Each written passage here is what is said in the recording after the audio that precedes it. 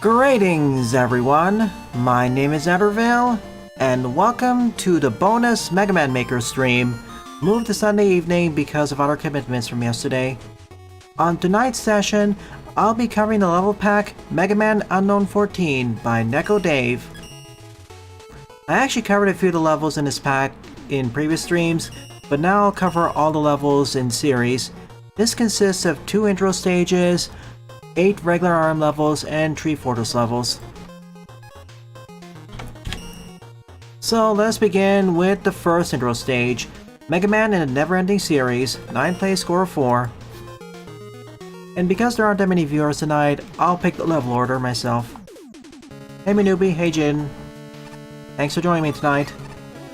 I'm gonna be here for about at least an hour to 90 minutes, closer to the latter. So, you have time to give your full review, if you've beaten the game. Oh yeah, also as a reminder, I checked the results of the voting and, well, it was pretty much a foregone conclusion early on. I'm gonna begin my playthrough, specifically my first playthrough of Hollow Knight, Tuesday evening. I most likely won't be able to beat the game before the release of Skong or Silk Song, but I'll do my best. And as it's going to be my first playthrough, please don't discuss the lore in that much detail. I want to get immersed and lost in the world as much as possible. And please no backseating unless I've really missed something major, or I get stuck for too long, or I explicitly ask for some assistance.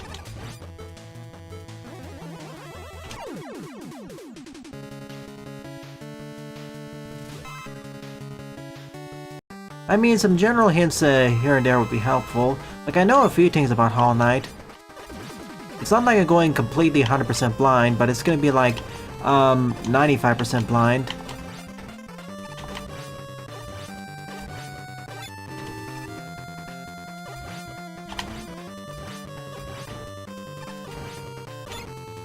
It helps that I played a bunch of the games that were directly inspired by Hollow Knight. Oh, what's this? Hey, Wily. Bonus 5 by just walking past the exit. That's cool.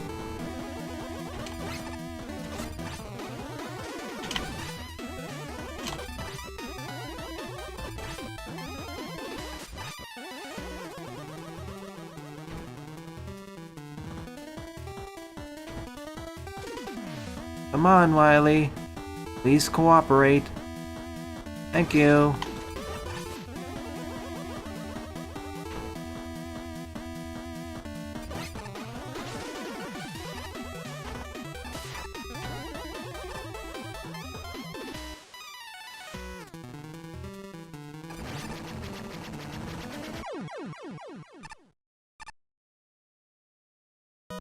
GG. Why were you trying to bust into our lab? So on to part 2, the destruction of Dr. Light's lab. 16 plays, -1 score. Why a score -1?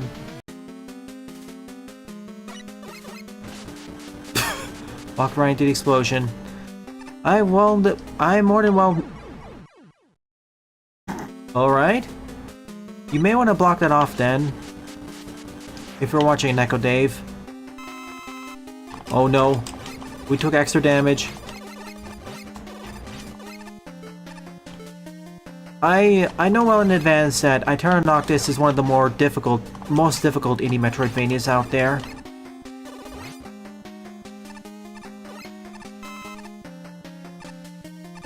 And outside a few spots, Hollow Knight's gonna be easier. The only place where I think it's gonna become comparable is the Path of Pain, whatever that is.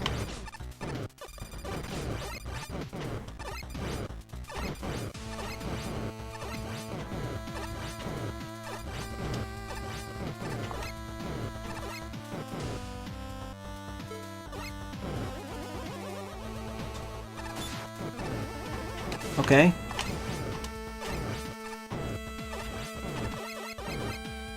You can't hit me!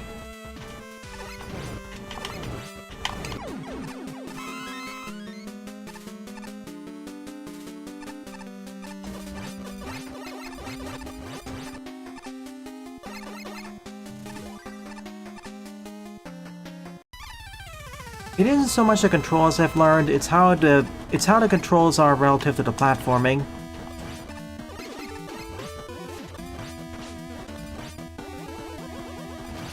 And I guess many people not liking heavy plus floaty controls at the same time. Ah, okay. So this takes us directly to the stage select. I haven't really seen a level pack do that, where after the intro stage, it takes you directly to the level select in the same level. Neat. I'm guessing the negative score is because it didn't block off the right side of the first screen. So the 8 RMs are Fiesta Man, Tinker Man, Comedy Man, Serial Man, Mystery Man, Barbed Man, Popcorn Man, and Origami Woman. I decided to roll the die, and the first RM I'm going after is... Serial Man, at the Crisp Berry Coast, 17 plays and a score of 1.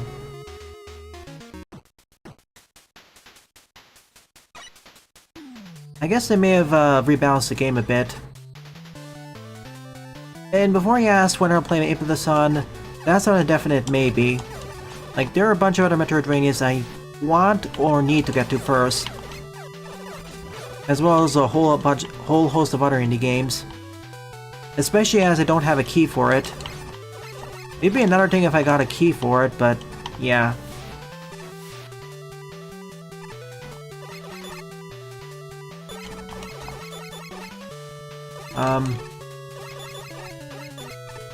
Okay, I guess I need the Metal Blade.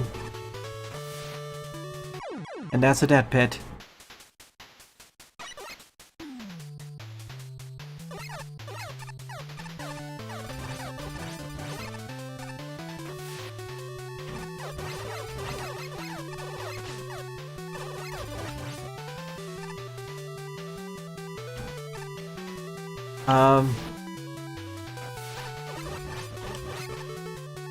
This way?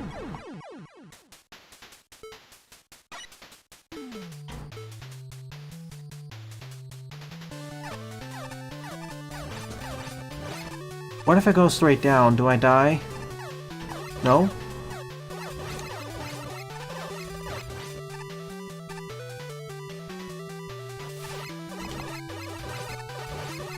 Is this that?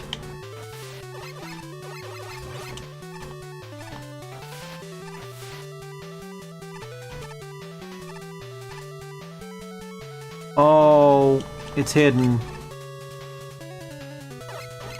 I misread the sign. You may want to make the first instance of this more obvious. Oh shoot. As I was saying, you may have wanted to make the first instance of this have a more obvious hint.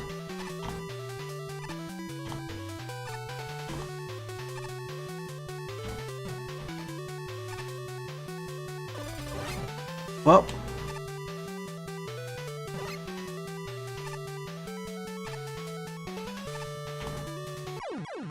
Spikes.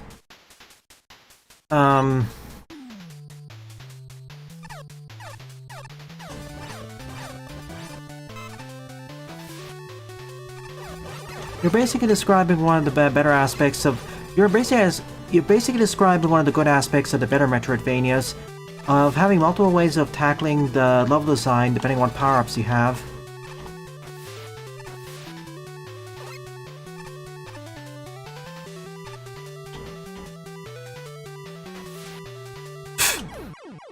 I was trying to go down a ladder, it didn't let me.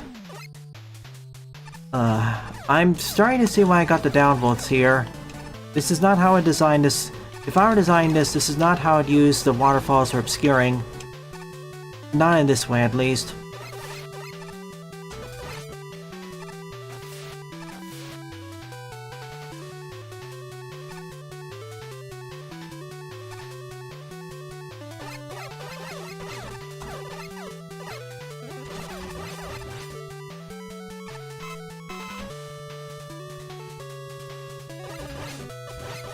And then there's what happens if you fall off this part. Are you kind of screwed over? Because I can't find a ladder to climb back up. And there's a bouncy ball on the left here, preventing me from getting back up. Wait, is this a trick? Do I have to go down here? Nope. Okay.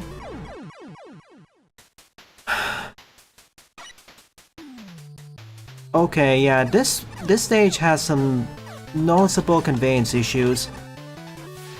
I understand missing the waterfall before, but over there, it was like a 50-50 bet whether, oh, I have to go in the lower right corner or go down that waterfall.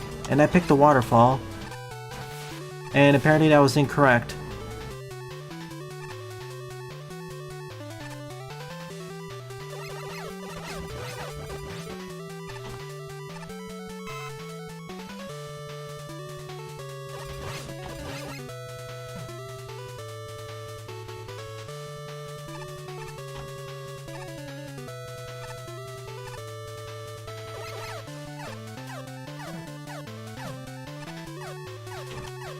See?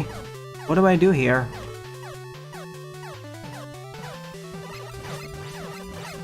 I'm gonna do a quick check because I don't want to perish again. I'm just gonna say this is not good conveyance.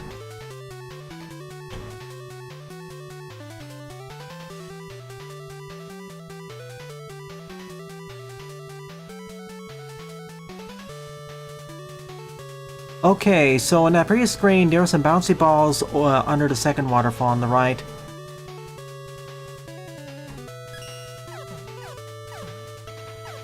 Okay, apparently there was a ladder up here too.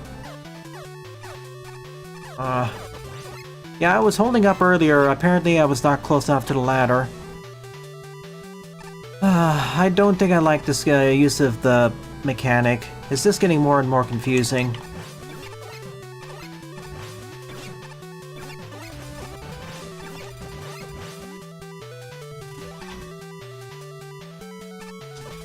It needed a much better introduction.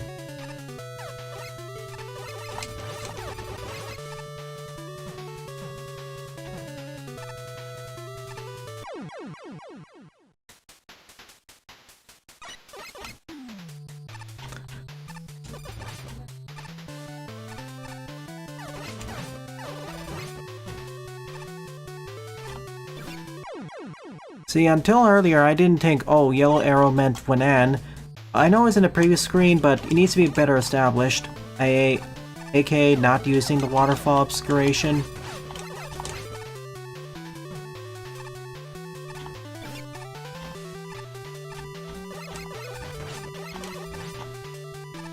I think the darkness gimmick would actually make this stage a little bit better.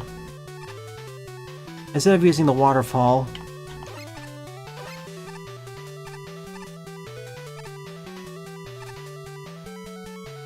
What?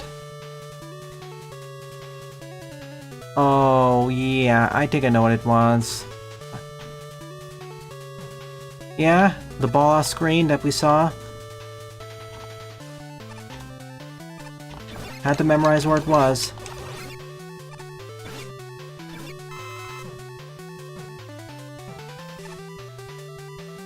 I'm being very careful here. Yeah, I thought there was actually gonna be spikes.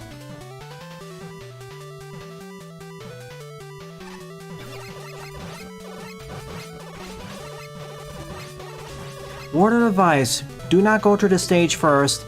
Only go through this after you get a, only go through the stage once you get a weapon that crawls on the ground. So you can actually map out what's actually safe and non-existent terrain. Yeah, this did not leave a good first impression on me. I should have picked something else.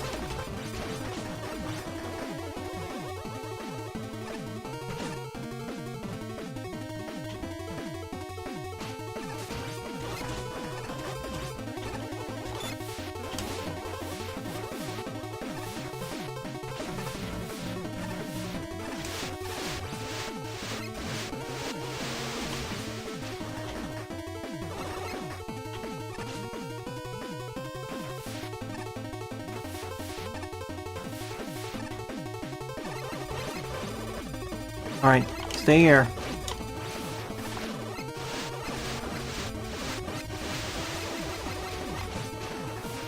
Let me out.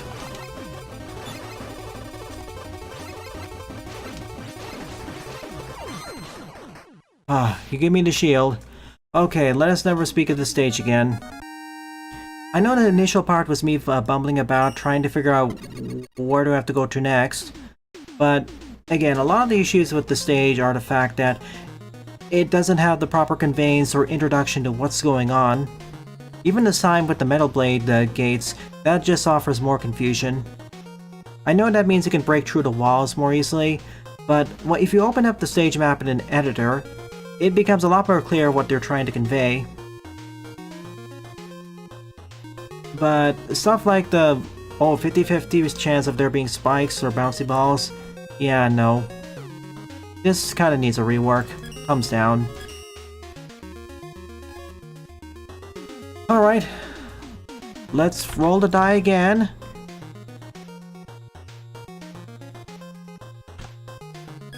Second on the chopping block is Comedy Man. Stand-up stage play. 14 play, score of 2.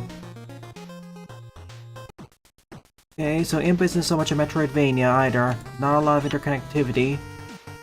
And not that many gimmicks either. Final gimmick is basically a blender of everything learned up to this point.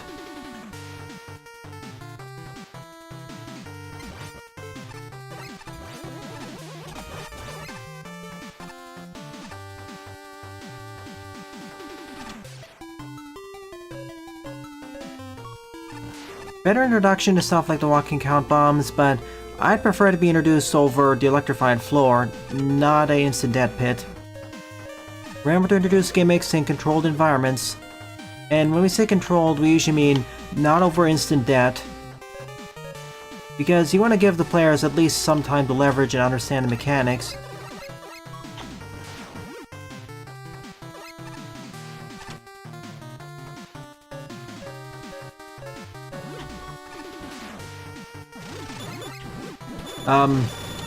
That's certainly a combination.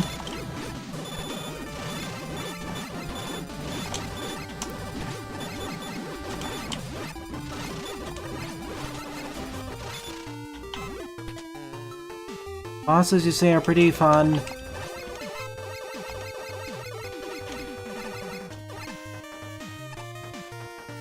Oh goody, the boss in the demo is the hardest encounter in the game. And that's not even supposed to be an endgame boss. That sounds to me like there's a bit of a difficulty balancing problem.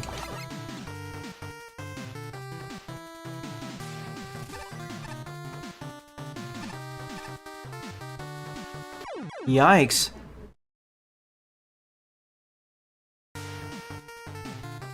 Yeah, obstruction can work, but you should have a better introduction to explain what's actually going on. Also have a better explanation of what the different colored arrows are. Like, this stage could work well about forcing the player to actually check out everything in regards to the waterfalls, but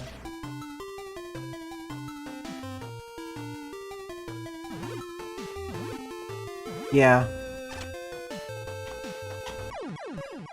Yeah, that arrow didn't help. The green arrow on the left.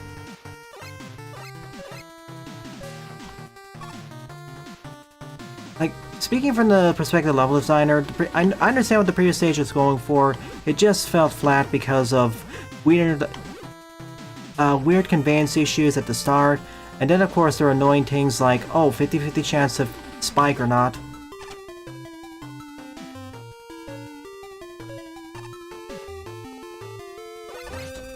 These aren't fortress stages, these are supposed to be iron levels, so there's a bit of expectation that, hey,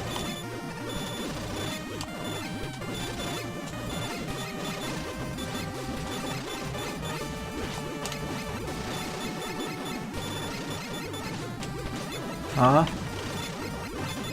Okay.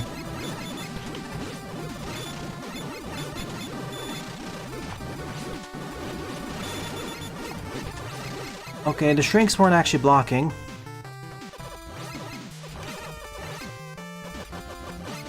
Yeah, the presentation of Imp is fairly good. Okay, another word of advice.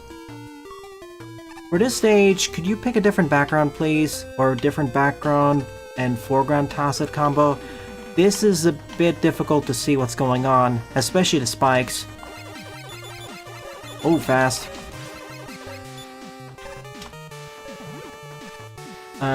Okay.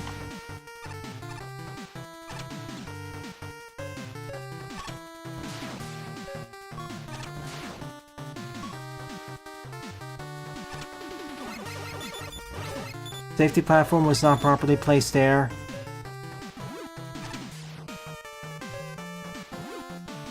Okay, better conclusion than the previous level.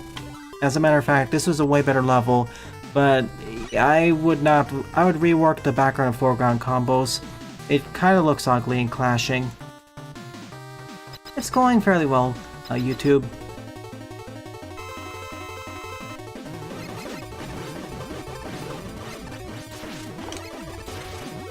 Whoa.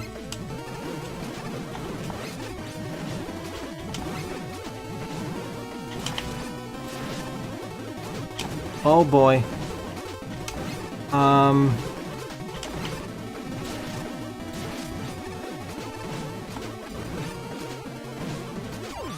Better just stand in the corner and pelt him down. Pelt him down.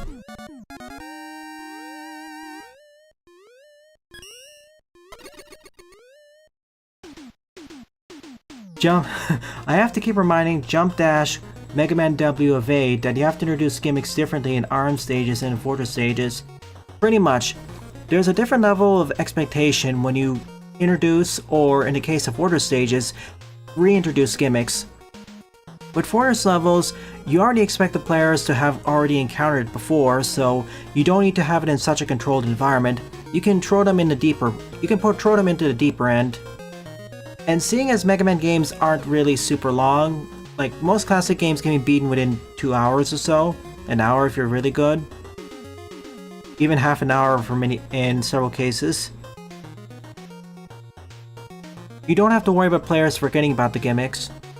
So you don't, like, if the game was 20 or 30 hours, yes, there would be a concern about the players for having forgotten the gimmicks they already gone through, so you may need a quick refresher. But for Fortress stages and how short the games usually are, how potentially you can beat them in one sitting, yeah, the reintroduction doesn't have to be too much of a refresher. It can escalate fairly quickly, whereas in an RM stage, aka Roadmaster traditional stage, you need to assume players haven't encountered before, or if they have, it's very long ago. So you need to introduce the gimmick in a gimmick, mechanic, or enemy in a safe, relatively controlled environment, and that usually means not over instant death, and not in a scenario where it overwhelms the player. Ideally, it's in the isolation, that gimmick and itself.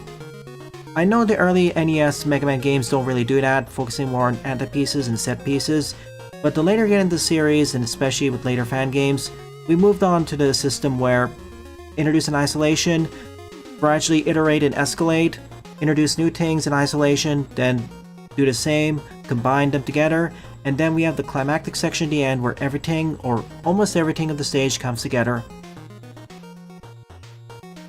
Anyways, thank you for listening to my mini TED Talk. Next on the die roll is Mystery Man, Noir Nights. 21 plays, score and a score of -2. Oh boy, I don't like that score. Maybe the song's kind of like Mega Man where you choose the order. Some of the tracks are pretty pleasant. Yeah, it may. I think it's gonna be pleasant, but compared to other indie Metroidvanias, yeah.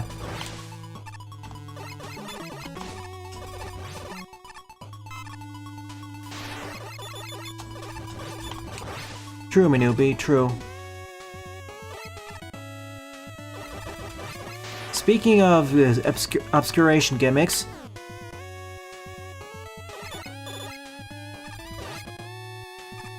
see, this is a way better introduction to that sort of thing.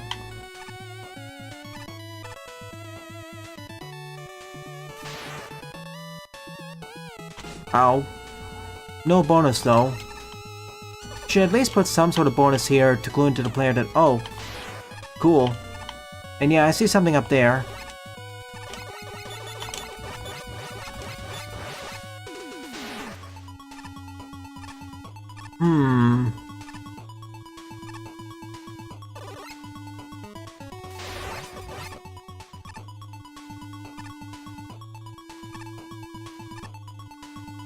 Oh right, yeah, this thing.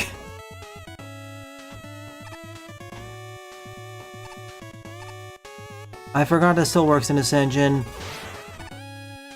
I guess that's one way to introduce it, but many players don't expect that to work that way. Sheesh, that's scary.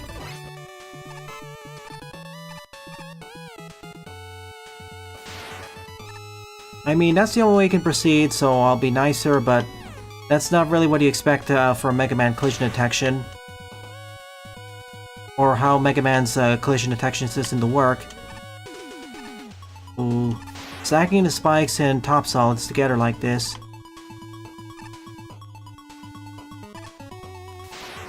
Oh, really? That is rude. And no enemies to damage boost off of either.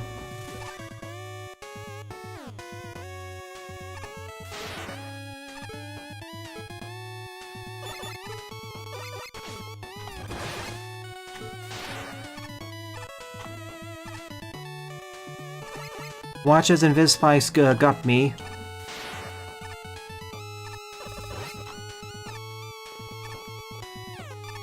Excuse me? Okay.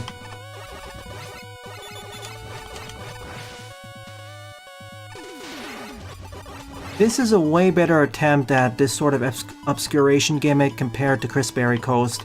Way better. Oh sure, you do freak out the player, but it's never too brutal.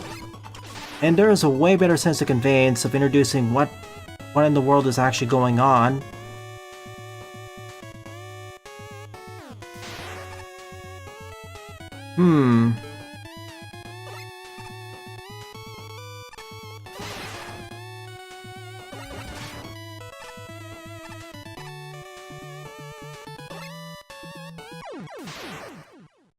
Yeah, I was expecting that to happen once.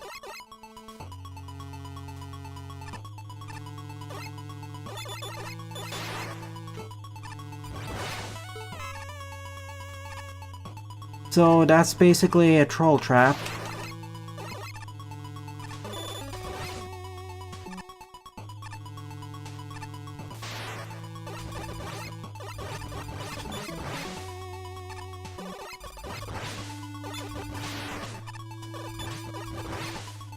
I'm gonna take the bottom route this time.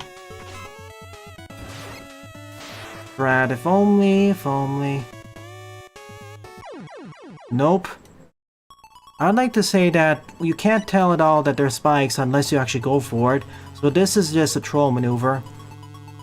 I don't like it. Tell at all that they're spikes unless you actually go for it. So this is just a troll maneuver. I don't like it. Again, folks, don't just suddenly introduce troll maneuver.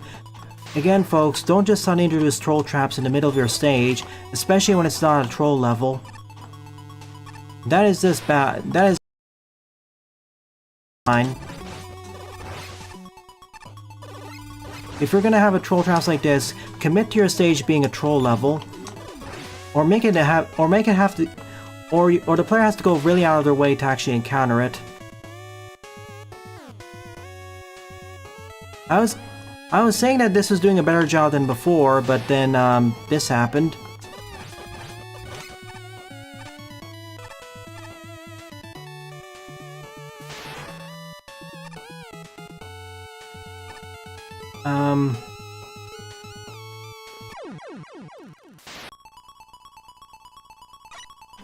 I'm starting to think that the previous Mega Man Unknown level packet played by this author was better. There's just some weird design decisions and oddities.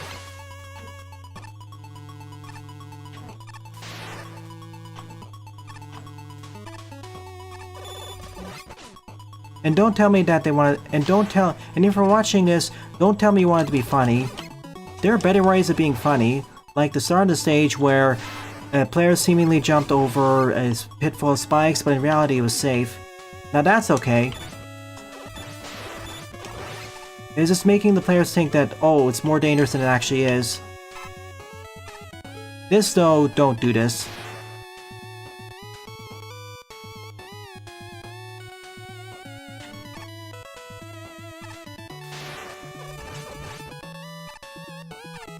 And just to be safe,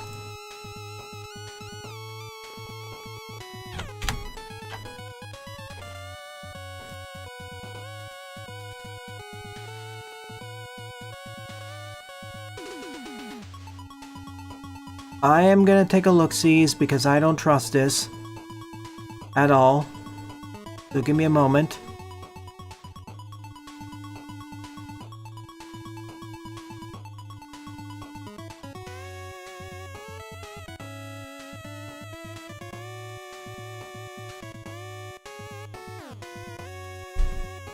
Oh my gosh, how am I supposed to make that? It's a 1, 2, 3, 4. It's a 4-block wide jump. And I don't really have the mobility options exactly. Look, I have to jump to that platform over there.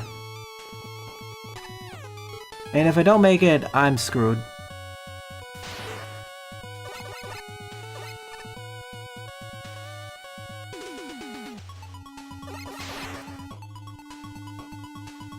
Or alternatively, just remember I can do that. That's the alternate way.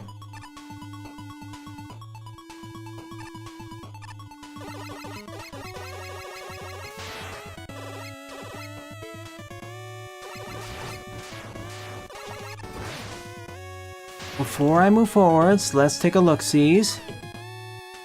I am almost 100% certain there's spikes there. Yep. I'm learning the stage's design language.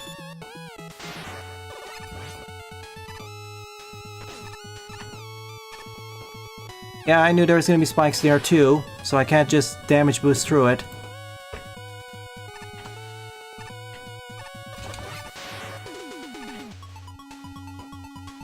I'm now just playing extra cautiously and treating this as a troll stage.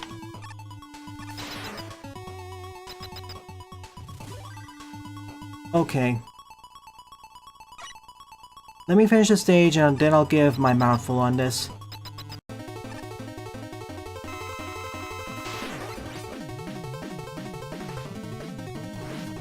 Only power simplified.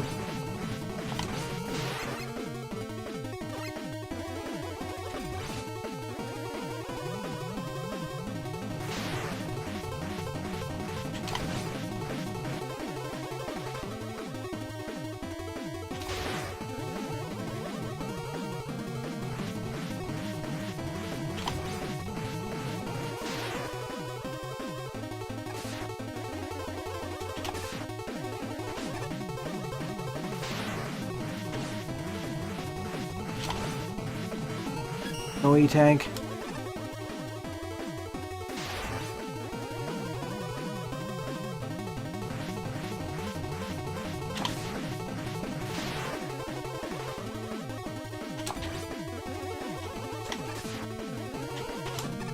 Really? Now that's just rude. You get the mobility option. Alright. Initially, I said that Cripsbury Coast was my least favorite stage. Now this is mine. I'm sorry. There is an art to trolling the player in the funny ways. Like, making it seem like making it seem the stage is more dangerous than it actually is. For example, the leap of fate or the leap of fall over a pit of spikes. In reality, there was a safe platforms all around. Or using fun stuff like extending the slide using the ceiling slide glitch. Or carefully inching forwards. That I'm okay with. Especially for a regular stage with some more obscuration gimmicks. Sure, that's fine with me. However, once we get to the part of the stage that directly follows the first checkpoint, that's where things fall apart. Specifically, once we climb up, once we get past the section immediately following the second checkpoint, or really the... when I say second checkpoint, I mean the one immediately... the one following the one from the start of the stage. So, we begin the stage after exiting the portal and there's a checkpoint there, the one after that. The problem with the section that's above the ladder following it, we suddenly transition the stage over to a kind of trolley stage. Reason being is because there are multiple leaps of fate where, if you guess incorrectly, you're falling on spikes. And then the arrows actually become... you can't trust the arrows anymore. And you have to inch slowly forward so you don't get killed by an enemy or hit a spike. It does let up a bit after the 4 or 5 screens forwards, but before that the damage is kind of done. That's why the stage got 5 downvotes, because the sudden shift to basically troll design, it's not welcome. If you're gonna have this sort of design your stage, just commit to it initially and go for it full throttle. Don't just suddenly change the type of stage at the and midway through and then change it back. That's just a rude awakening and poor design on my part.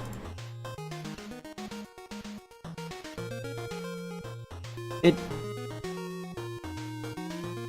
9 Years of Shadows is a lot more memorable for a variety of reasons.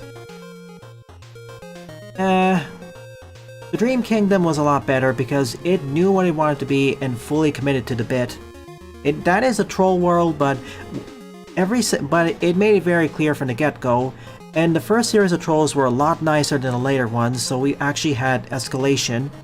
And each section had a different way of messing around with the player's expectations.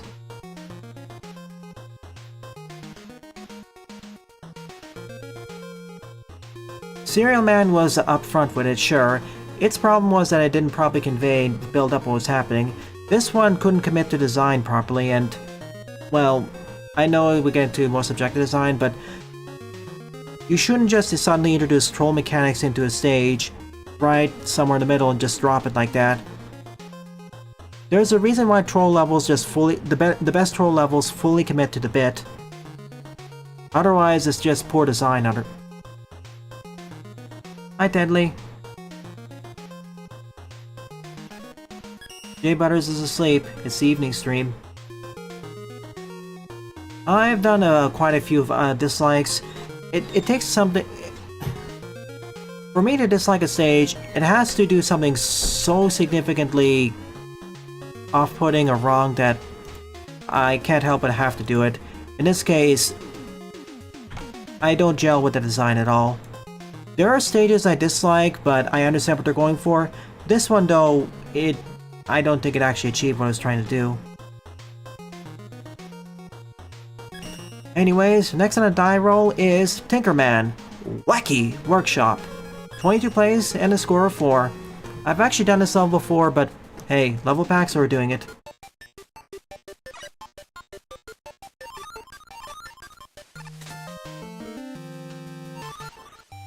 Ignoring that I picked that up.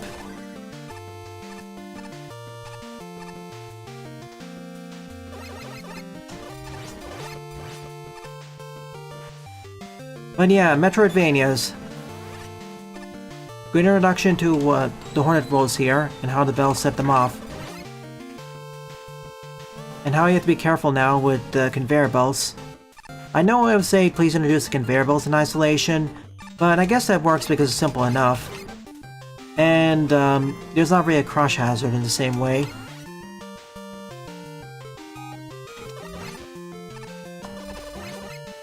But yeah, to Jaden, Given the Sun looks pretty, and it's okay or decent, but in the crowded indie sphere, especially in platforms Metroidvanias, there are way better offerings out everywhere to the point where,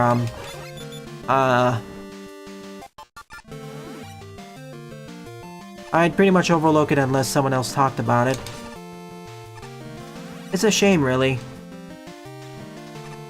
But it goes to show that good artwork can't necessarily save a game. You need more than that.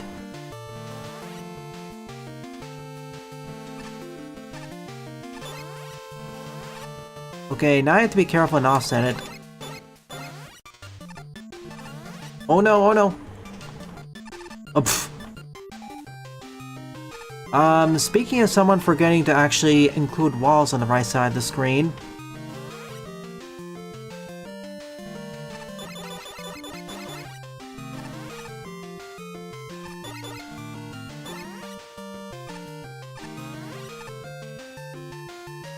It's little things like these which make this pack seem less polished. Like, a lot of the other packs I played in the past, they at least remembered to put walls on the sides.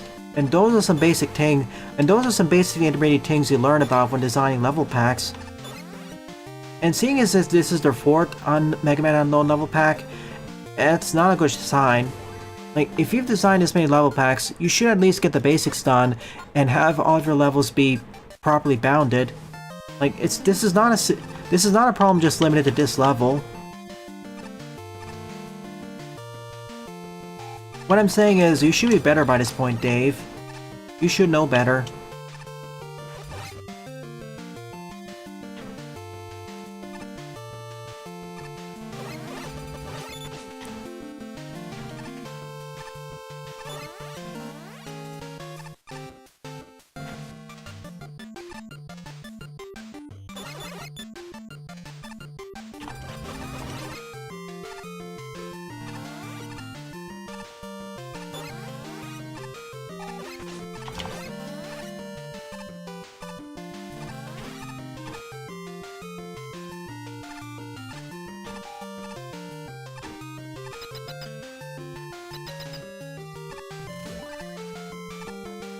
Exactly, Jaden.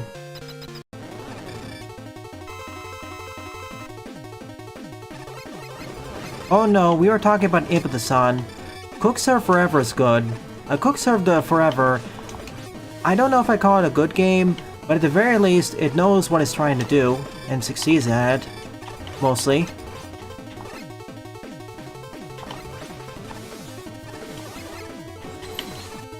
What happened? Okay, there's my Mega Buster.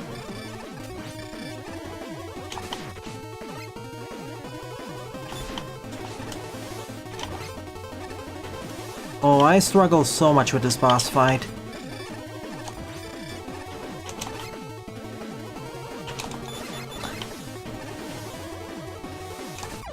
Gah, first try.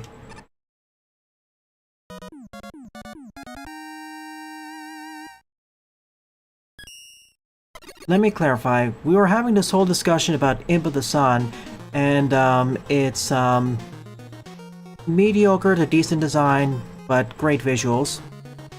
Cookserve Forever is a game with both good visuals and a design that actually understands what it's trying to be.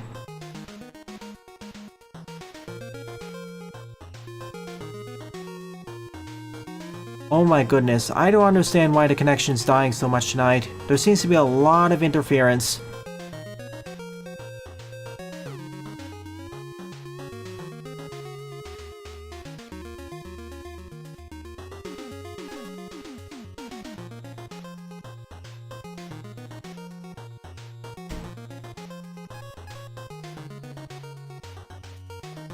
Unique Arena, one of the better stages so far, but please, polish up your boundaries. And I think of the 4 levels so far, this is the one that I consider to be the best for everything coming together. Climax could be better, but it didn't frustrate me anywhere. So take that as a sign of improvement. Fifth up. Oh. Huh.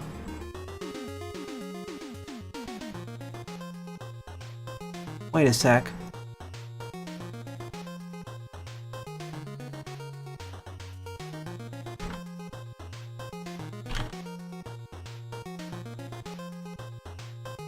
Give me a moment, I need to check something.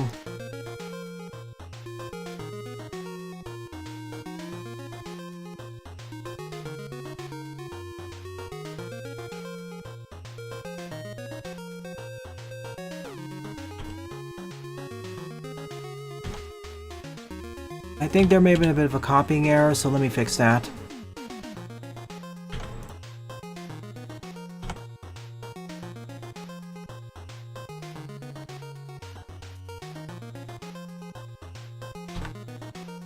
Oh. Hang on a second. I need to check this.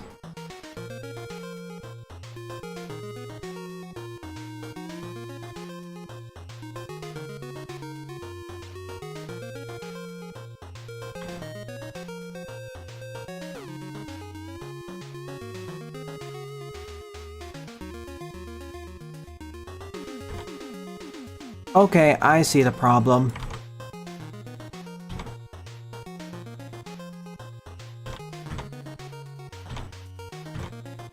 So correction about earlier, this actually has 9 RM levels.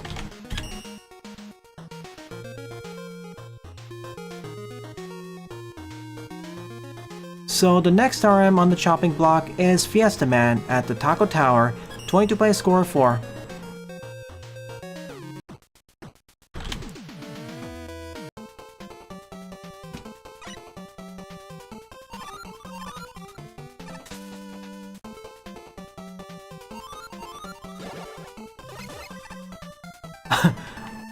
I'm not paying enough attention, so I forgot what weapon I got from the previous boss.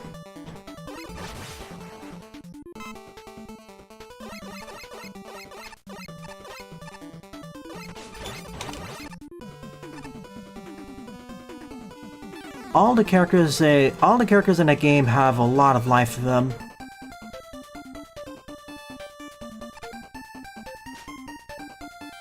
Like, as much as I like Tree's design, it's a really gameplay first focused title.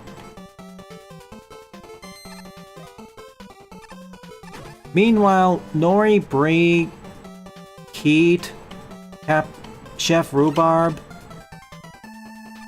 the farmer's market guy, all actually feel like interesting characters. I know Nori and Bree are the ones that are the most realized, but man, it actually feels... I actually like listening to all their conversations in every stage. The devs actually nailed that part of the game well.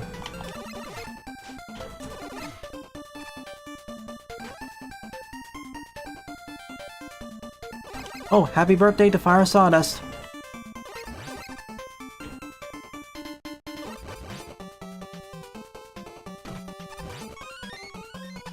And if you're interested, just watch the playthrough, just watch the edited playthrough of Power Simplified, if you're interested in seeing Quick Serve Forever.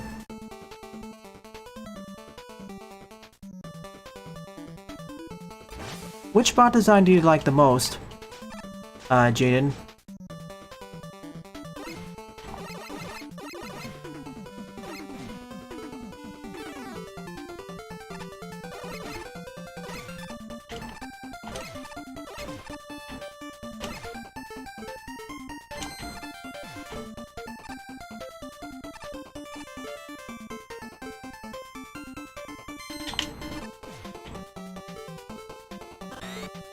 Fine.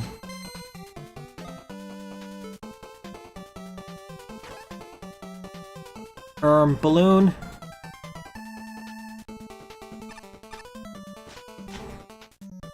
I'm dead.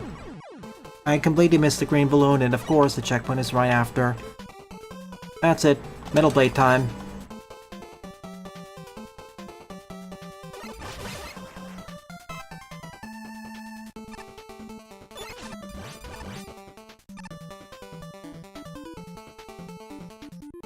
Who is Neko Dave? The creator of the level pack. Yep, your level pack will be probably next week, depending on how Hollow Knight goes.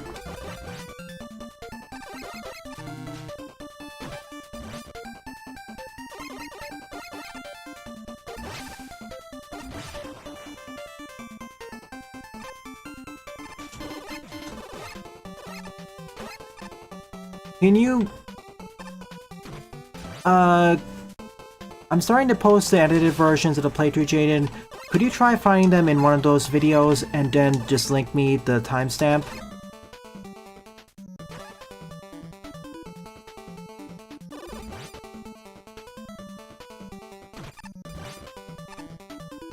Oops, I didn't actually need to do that. It made my life harder.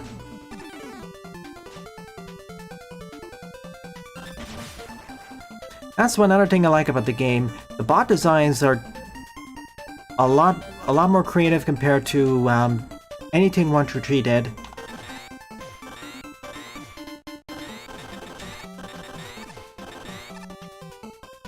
It makes me excited about how the remake's gonna go. Alright, yeah. I've been alluding to that. The first Quick Serve Delicious is receiving a major remake and releasing later this year.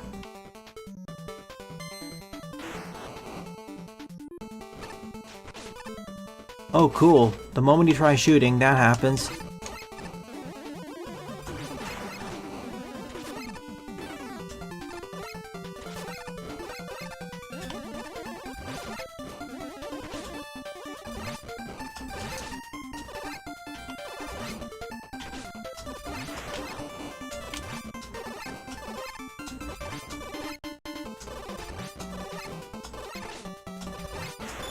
Oh, I don't have the proper tools to deal with them. Fine. We'll do it this way.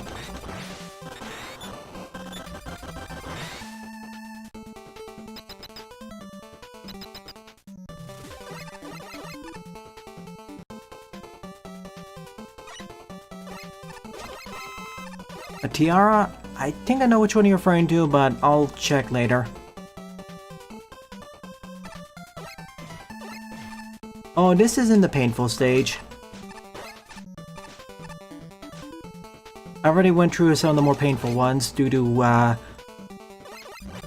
weird design decisions or the dev missed something.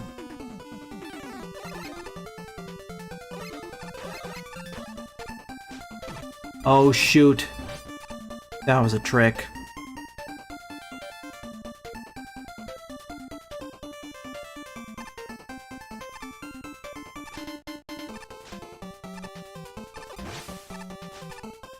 Gosh.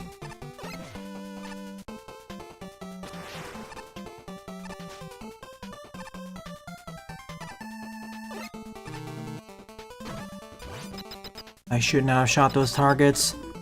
This is another instance of the game, or the level pack trolling the player.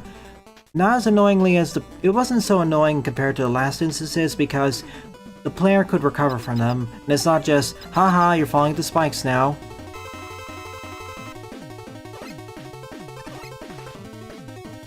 I was gonna say, oh, this is a small arena, but then the balloons showed up.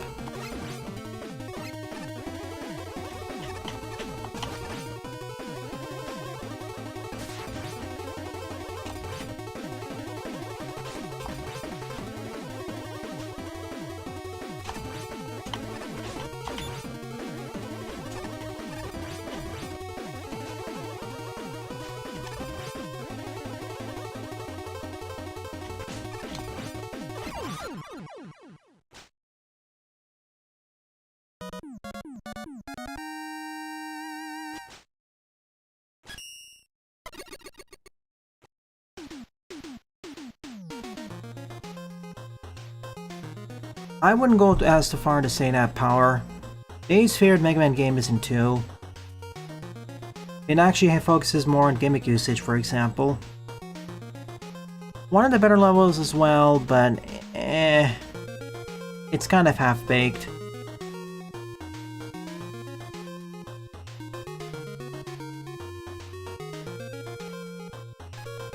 I'm usually easily impressed by good enough graphics, but I tend to focus much more on the gameplay and story. That's usually what I play games for anyways. Not so much to enjoy looking at the awesome or amazing visuals or good music, although they do help. I mainly play the games for the gameplay and / or the story. Or interact the story.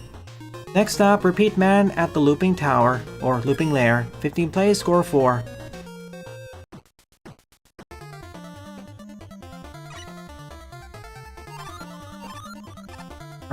What did I get from them?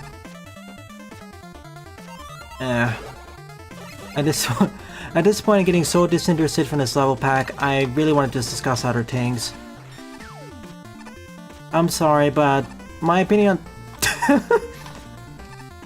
I'm sorry, but my opinion on this level pack is that it's kind of half-baked. I've seen better attempts from you in the past, Dave.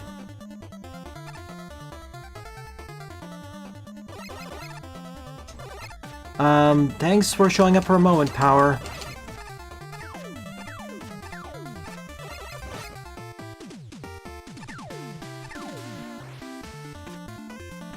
I don't mind gameplay being overly derivative of other games if the gameplay is good. It's like the, oh my goodness, 2 cakes scenario for me.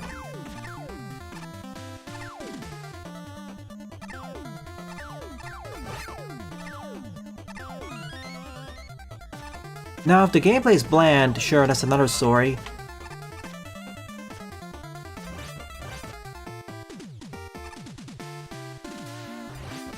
Switch.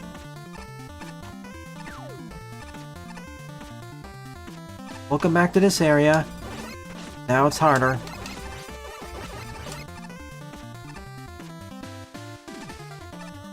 Hi, kitty.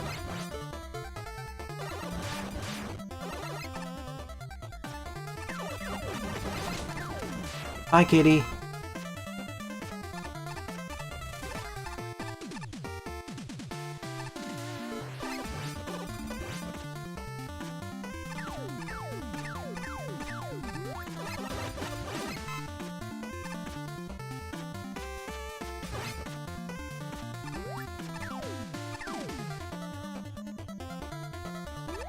Oh my goodness.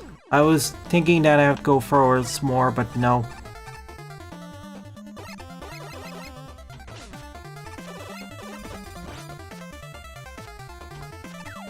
I don't know about Blossom Tales. Auntie is one of those games that's much more carried by story and story characters and atmosphere. Like, that was the vibe going into it anyways. Okay, I should have just slid. Blossom Tales I know is a Zelda-like. May get around to the second game.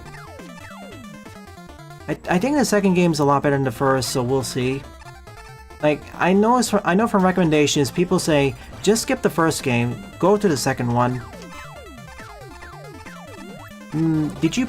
Which Blossom Tales did you play, Jaden?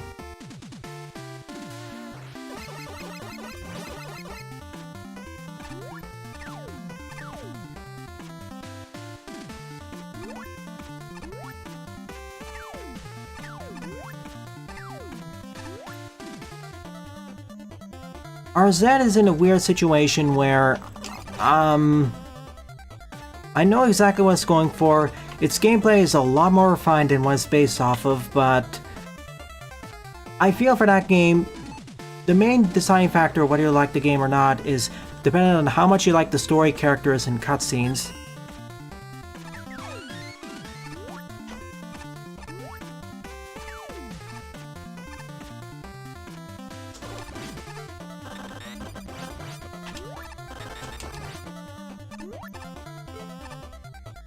And we are getting a sequel to that.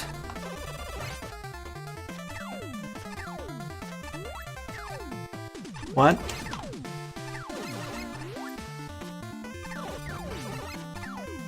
The...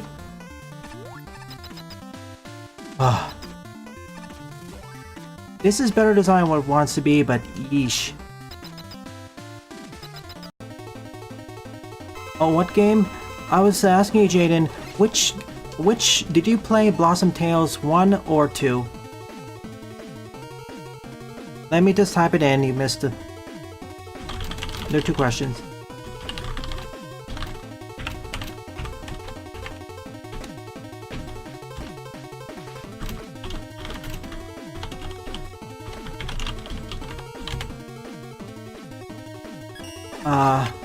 The annoying parts of stream sometimes is that when people tune out and miss some of the things you talk about.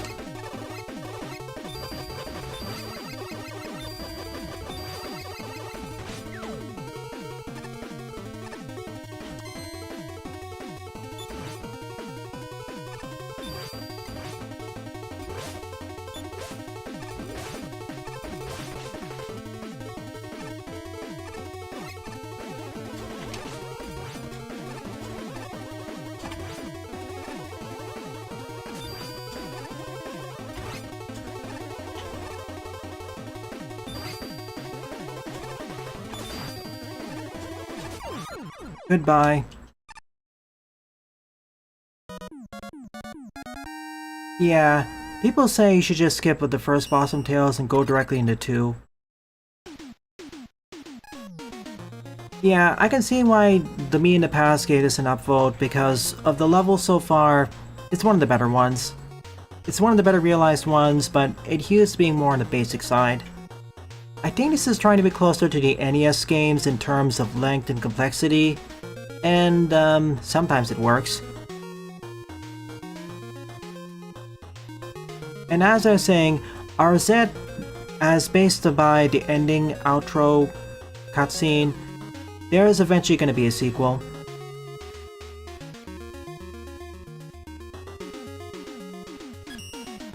I will say that RZ and Hunty are success stories. They knew exactly what audience they were targeting and succeeded. Blossom Tales, the first one, I don't think it succeeded.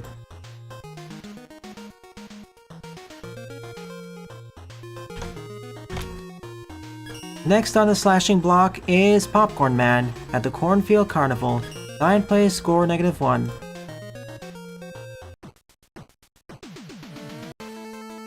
And that's entirely fair, Jaden. This is why before I play any game, especially if I don't get a key, I check the reviews first to see what people are saying before I decide to purchase. That's how I knew in advance that Blossom Tales 1 isn't really that good, and you should just skip to 2. It's one of those cases where the sequel really improves. It's one of those cases where the sequel really improves on the predecessor. If you want another example and something that's Mega Man related, RKS2 compared to RKS1. Allegedly.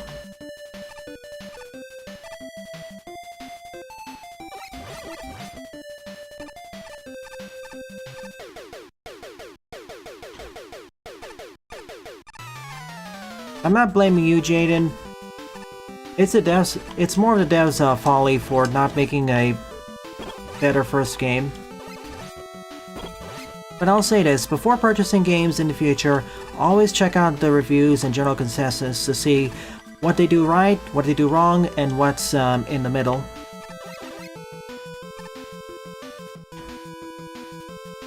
Okay.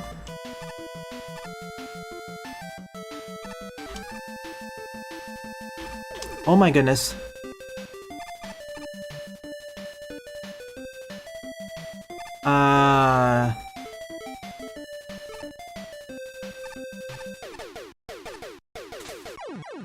Yeah.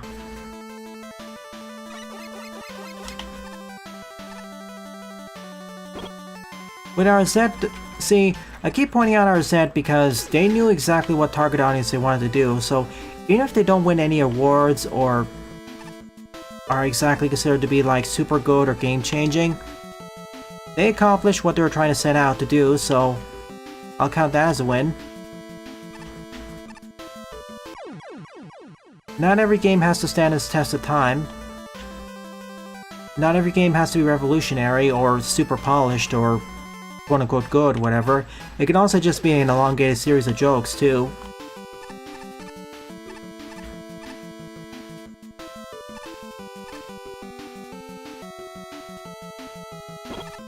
It's just that the devs have to be clear about what they're trying to accomplish.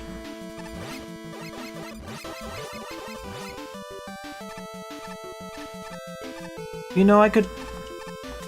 Yeah, I can.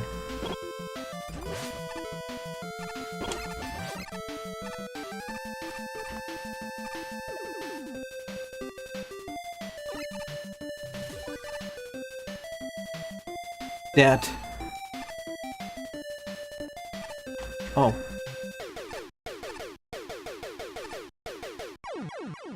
Oh, my leg.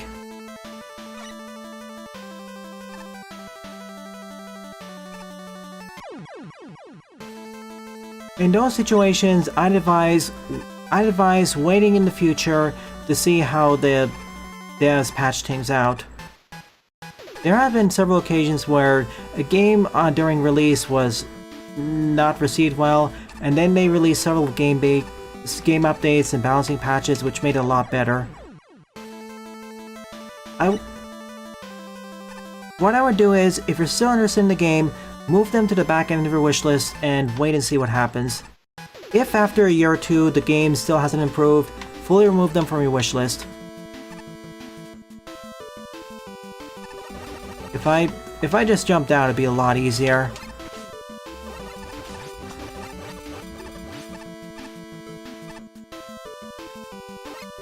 Yeah, Ragebound is an example of a game that, even though it's not fully faithful to the original Ninja Gaiden trilogy on the NES, it's getting...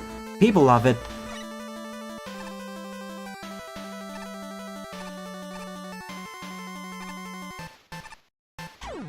Whoops, I should have just walked off. Welcome to one of the toughest parts of this level pack that isn't what I consider to be unfair. Should have just slid off here. Like, this is legitimately challenging while being very straightforward of what to do.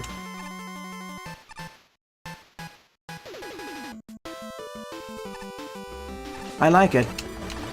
It doesn't rely on trickery or anything else. It's exactly what it says on the tin.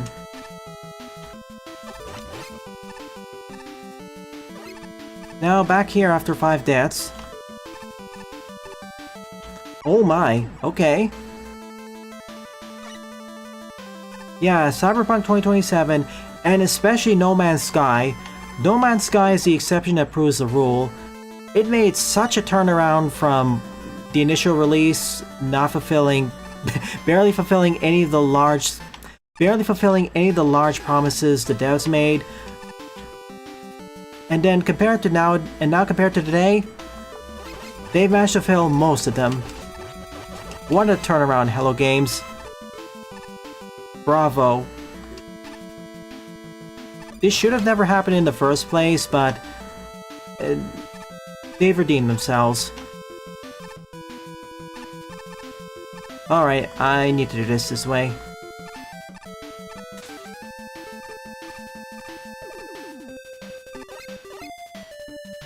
Ooh, Spike.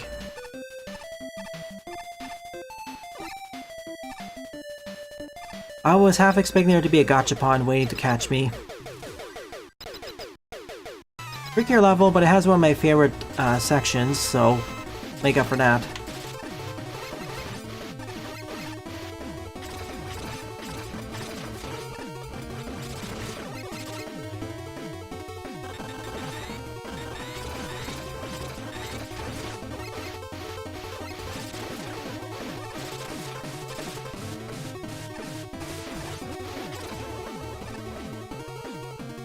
Shoot.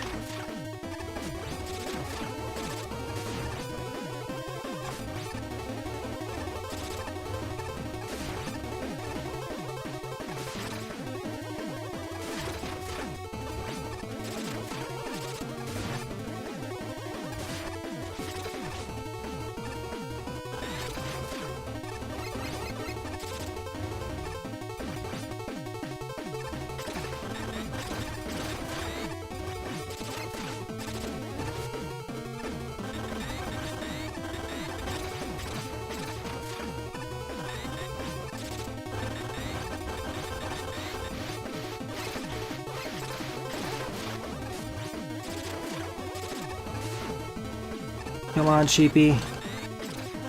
Thank you. Looks like we're the only 2 or 3 people here tonight. At least in chat. I would discuss this level pack in more detail, but outside the issues with those 2 particular stages and other oddities and polished things, I don't have much to say. I'm sorry to say this, Dave, it's a thoroughly lackluster pack. Maybe the Fortress stages can salvage this, but I don't have much hope. Honestly, some of your previous unknown level packs were better. The ones I played.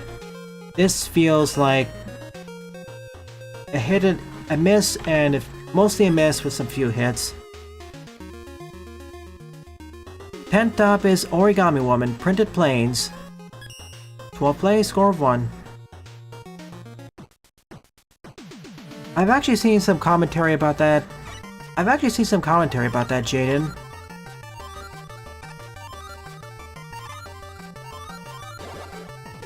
About how Ragebound isn't actually directly based off of the NES trilogy, but it's mostly but it derives most of its inspiration from the Sega Master System Ninja Gaiden game. Which kinda makes an inkling of sense when you realize that the Sega Master System was very popular in Spain. Or European countries. More popular than the NES.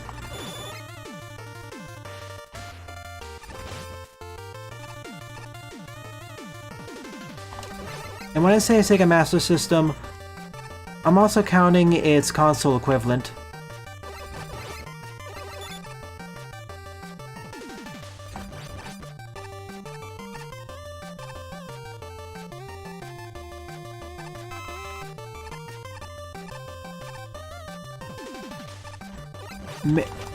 Maybe it improves. People like it, but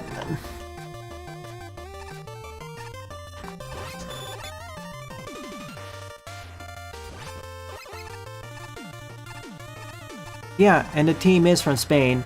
That's why I pointed it out. Okay, I know there's something wrong about this stage, so I'm gonna search it out right now.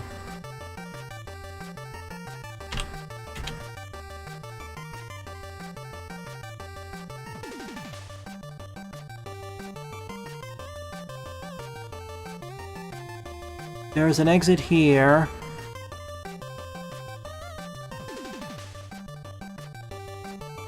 Okay, maybe it's been fixed, I don't know. I'm really hoping it's been fixed.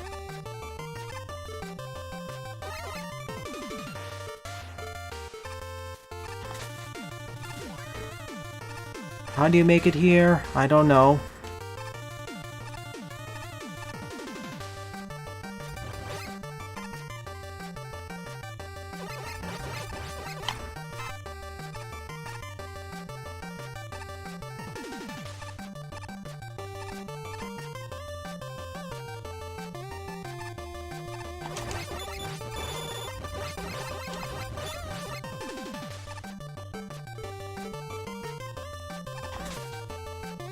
More stuff that requires very precise jumps. I'm hoping to fix the boss fight at the end. Even if they did, this is still a rather punishing level no matter what.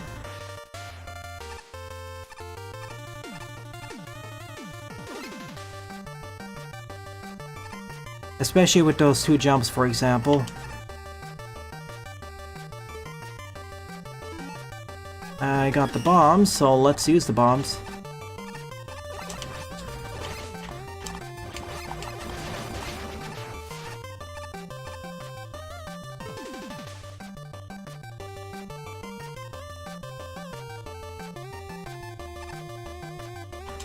I jumped! Bye, Squiddy. It'd be funnier if both of them fell.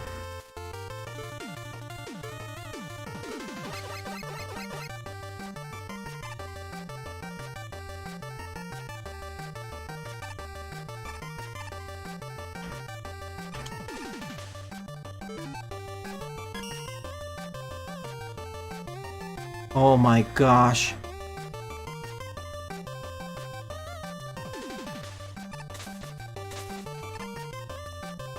Oh wait, there's safety down there. That isn't so bad then. Tango Man's up ahead. Right. What I'm stating is that I noticed a few people say that Ragebound is actually more inspired by the Sega Master System Shinobi game rather than the NES trilogy, and part of the reason for that is, well, the Master System was more popular in Europe compared to the NES, especially in several countries, and I think one of them includes Spain. Alright, let's try weaknesses. Actually, no one else gets that.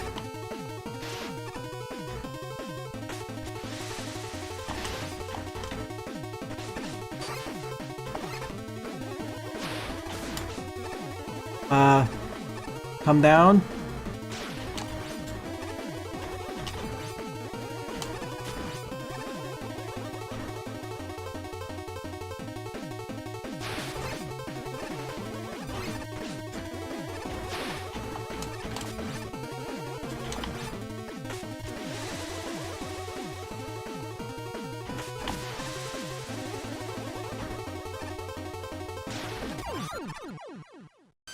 Okay, I got the Blizzard attack. It's fixed. No longer I get soft locked at the end of the stage, but even then, there are 2 particular jumps in the stage where if I didn't have the Tengu Blade, well, there's an alternate way of doing those. Let's see, oh. I'm looking at the stage map. For the first one, it's no problem because there is a long line of bouncy balls down there, so even if you can't make the jump, it's fine. It's just trolling the player in a funny way. And the second one, with that precise jump from the elevated platform to over the spikes, if you can't make it, you can always just damage us off the Octobots. So, it is doable without the Tengu Blade, just E. So the last star of the bunch is Barbed Man, Prickly Property.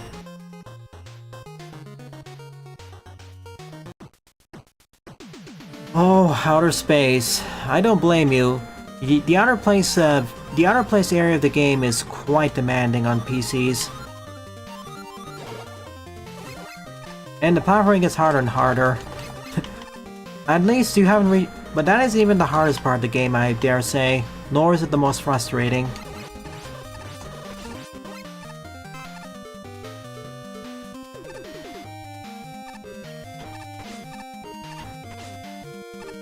Less damaging spikes after all. Oh my goodness. Hello, I want to be the guy man.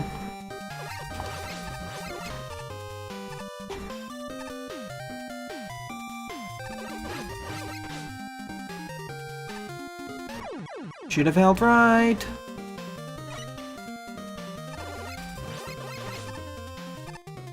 Could you decrease the graphics quality of that section so you can actually get through that at a steady pace?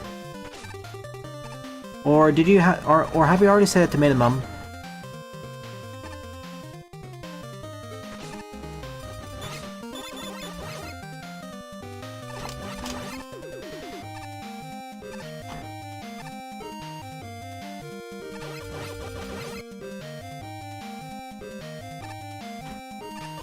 Good old YouTube, with the non-sequiturs and suddenly bringing up other games.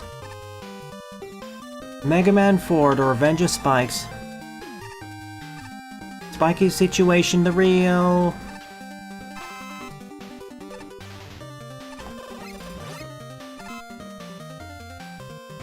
Ow.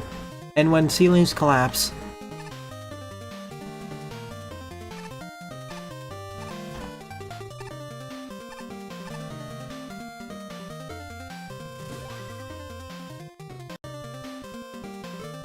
Let me reiterate that question, Jaden. Have you tried turning down the graphics quality to minimum for outer space? Or is that still too demanding?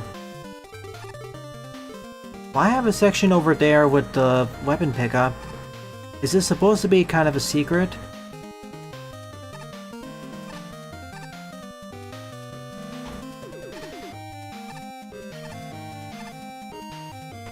Bonk.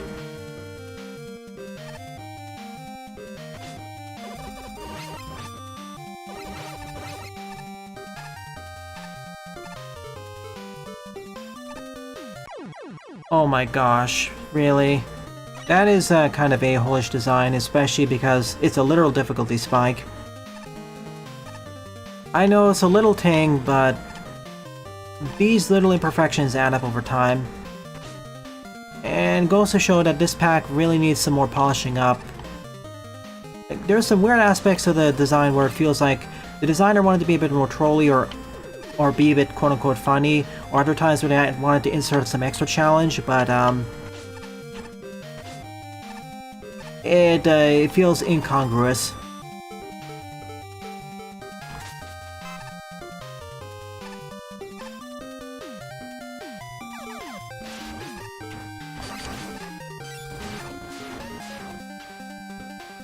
Incongruous to what came before it.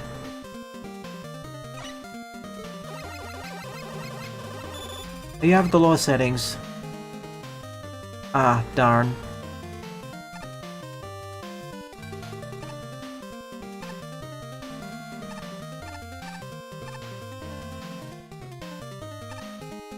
And then there are sections like this, which I quite appreciate what the dev or level designer did. It's challenging while being fair. The stage is building up to this point, and the challenges don't have any gotcha moments or secrets or haha. They're relatively to the point, maybe have a little bit of puzzle solving. The main challenge is actually executing on the plan to get through them. Oh boy.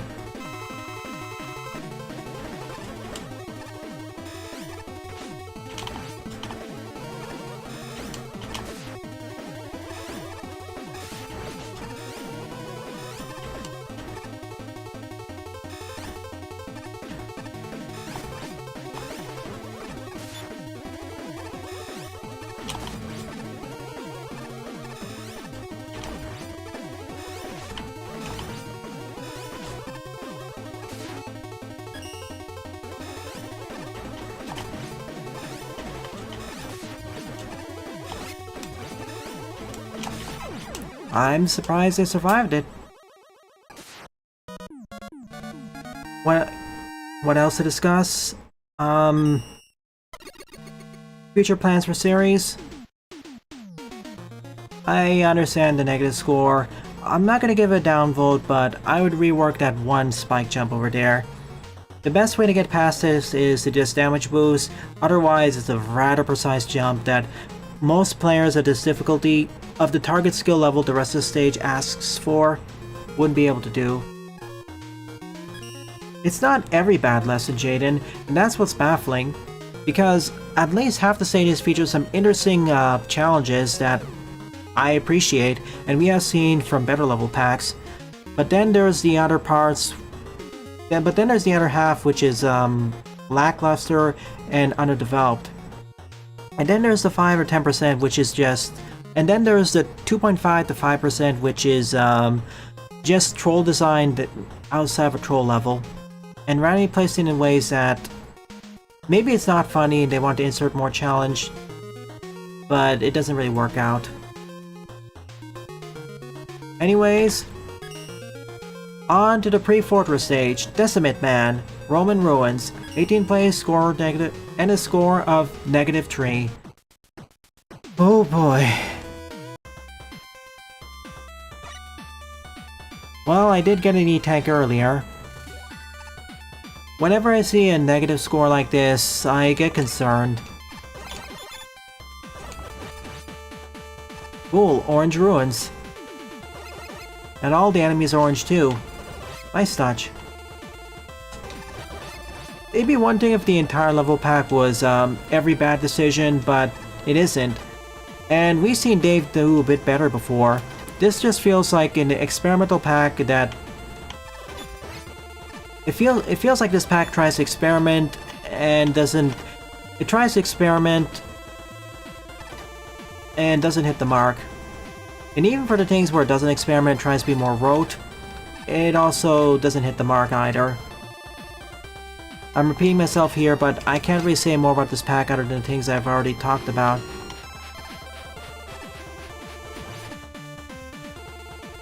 Then use the bathroom, Jaden. I'm all set.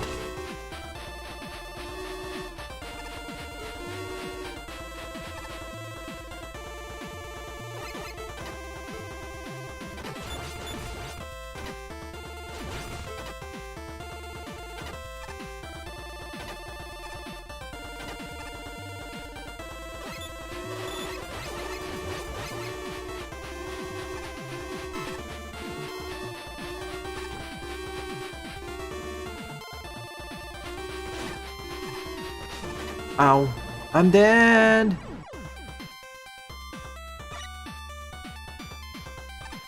Oh, really? Yeah. Well, everything is orange. Even my demise. Red or orange.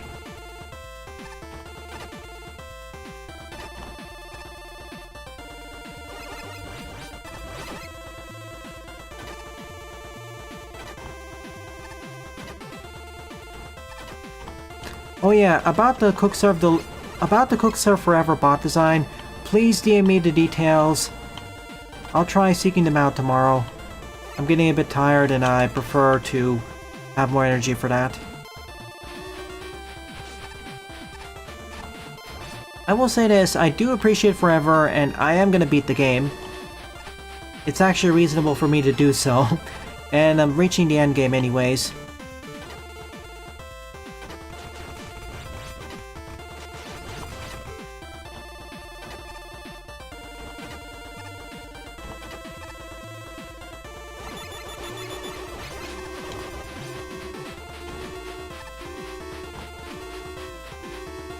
Okay. Get ready. Go. No. I see the... Okay, you don't get that much mercy. If you get continuously knocked by those trains, you're going to die. That is kind of, I know this is basically the fortress approach, but that is kind of punishing. Especially as there isn't really a checkpoint exactly nearby. You have to walk back in about a minute to 90 seconds.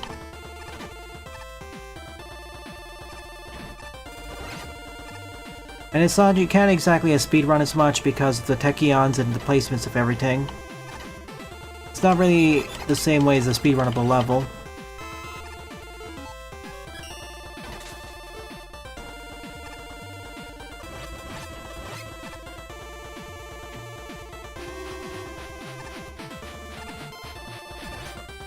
Hey Pop, hey Popcorn.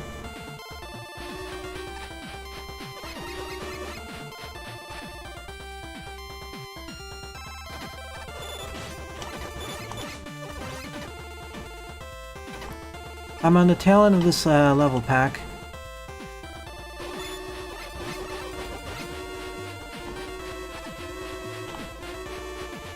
Okay, so yeah, because of solid objects, if you get knocked off like that, oh, yeah, that bouncy ball needs to be made more clear.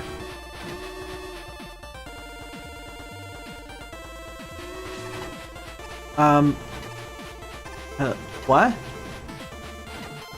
Excuse me?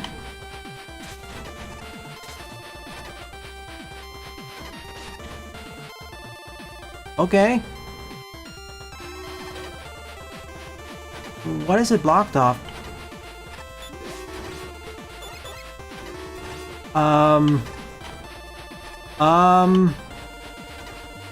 Alright, that's new. Can I salvage this? Oh, thank you, enemy, and thank you, game, for not allowing me to dash jump.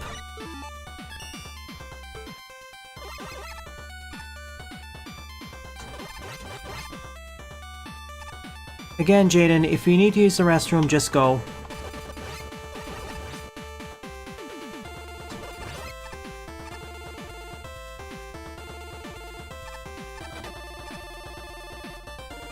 It's someone spawned an invisible block there, and, well, two things happened at the same time. So I tried to do a dash jump there, but of course, slide failed to activate, and I fell in there, and I got hit by the Piri Joes. That section in general is already fairly harsh with how far you have to walk back from. If that's the only section which proves to be a bit of an issue, I totally understand the negative. It is rude, and if you go up that ladder, unless you just fully commit, it's kind of painful to get back. Not really painful, it's just it extends the time. You basically need to commit, otherwise you're dead. Alright, let's go, let's go.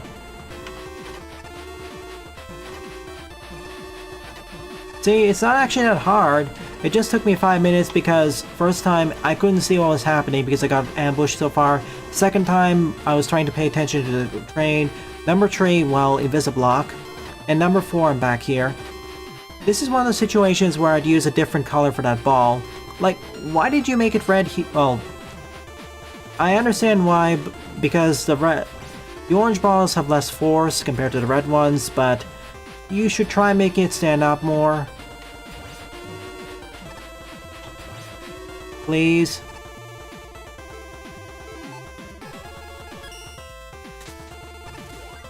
Oh, good. Glorious checkpoint. That's...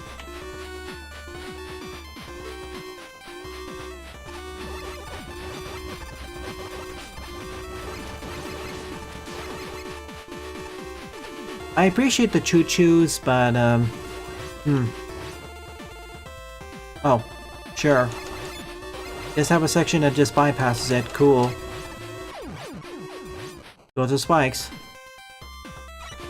I like the orange, overall orange-red aesthetic, but when you have important things like this and you have to quickly react to stuff, try have it blend less from the environment. Please. Oh.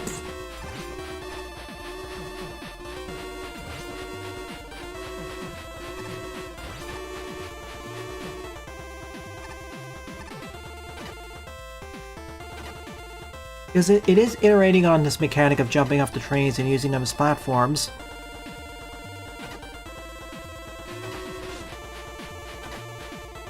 Another example. As a matter of fact, this is the quicker way.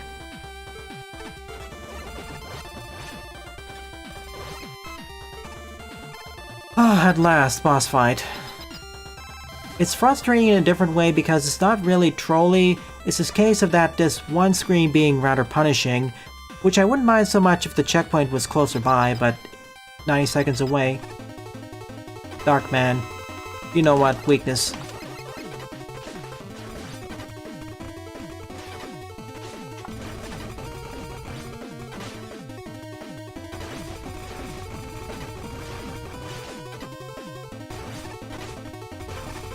That's it.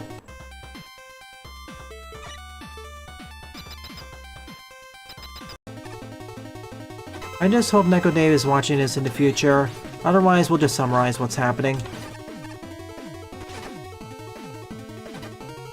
It's kind of a different series of issues compared to, for example, I forget their name. Give me a moment. Just stand here, they can't hit me. Blind spot. Dang. Even drop a weapon. This pack has a different series issues compared to something like Tedley's last level pack. That felt underdeveloped, but it's weird to say it, more well-rounded. Sure, it was also lackluster in its own way, but the lacklusterness, it was well-rounded, and it never really had a point that was frustrating or suddenly, haha, spikes. This just feels, I don't know, lackluster with spikes. Now we're in the fortress itself. Stolen fortress stage, light lab looting, well-played score 0. What? Is the fortress light labs? Wasn't it destroyed at the start of this pack? Well, I'm just gonna grab these just in case. Okay, rematch. Oh! It's kinda like the Hatches room from Mega Man and Base. Different challenges based off of the different special weapons. I don't actually see most level packs don't try doing something like this. Cool. It's actually kind of cool. Instead, we usually have just a... Usually what we have is either a mini-stage reduxes, preceding the rematch, either preceding the rematch or in the stage itself.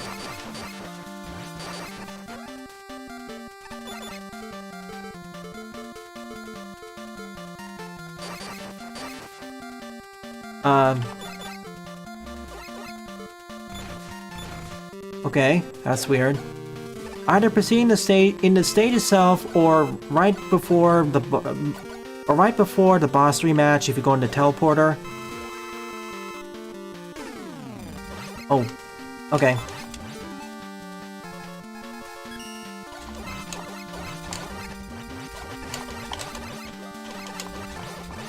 Get me out of here. But this one just has what's essentially the crystal or mirror room. Neat. And all these challenges are tailor-made to each special weapon, so props for doing something different.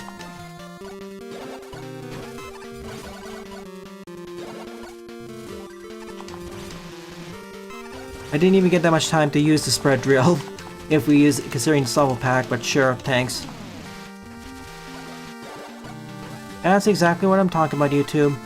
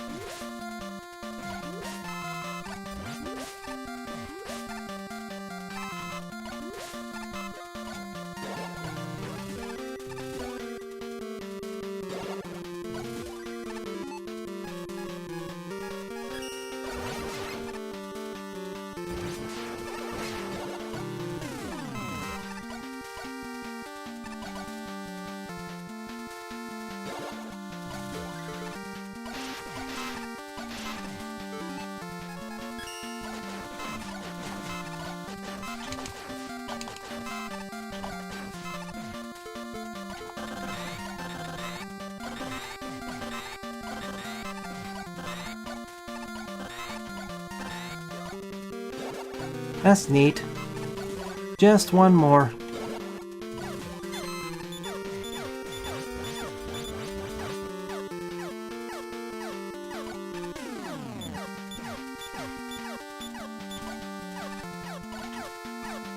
Okay, I can just use this. And that's all. We're down. Danger, everything. May want to make it so you put multiple teleporters so we don't accidentally fall in there. It is possible. Ow. Ruined Light Labs. Now rebranded to the Wily House.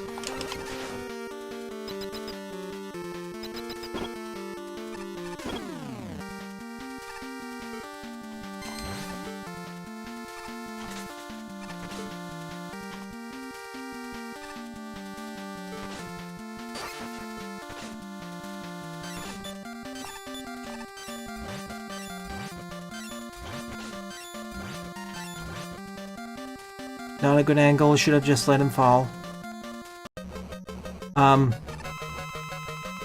Okay.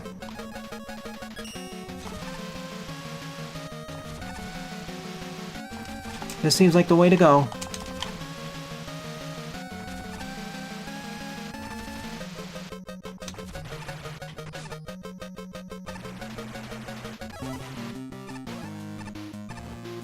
Awakened will. We're in. What prompted this resurgence, Jaden?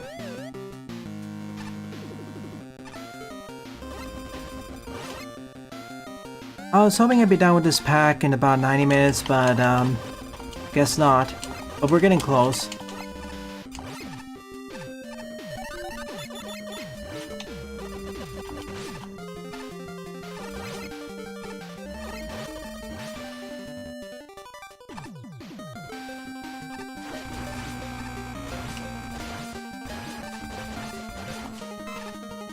Try it. No thank you.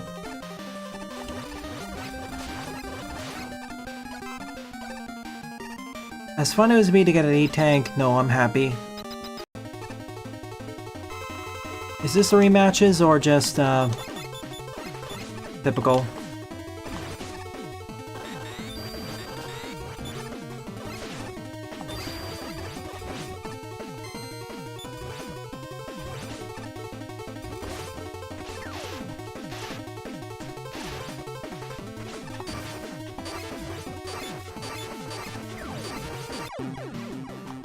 Thank you for cooperating, Anchor.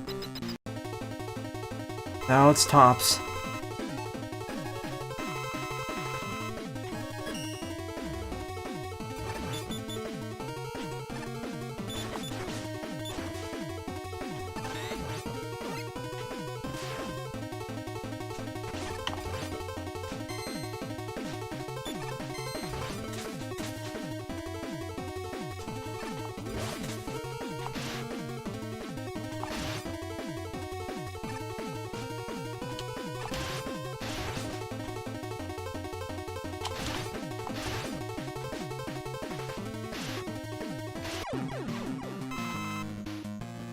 Two down.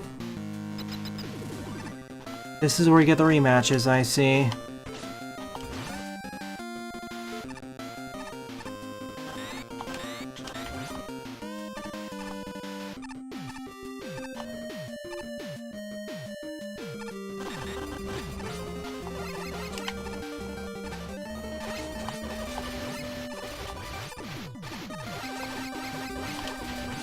Oh no, I got pulled in.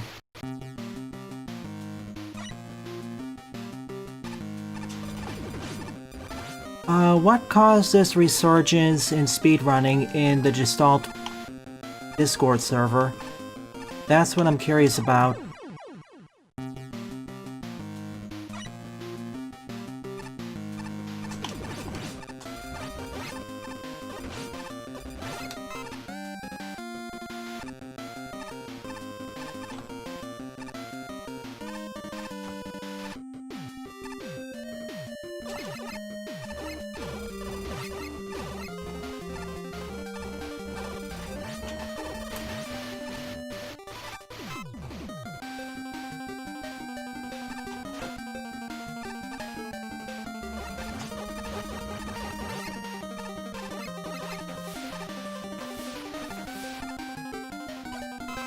Oh good, full restoration here.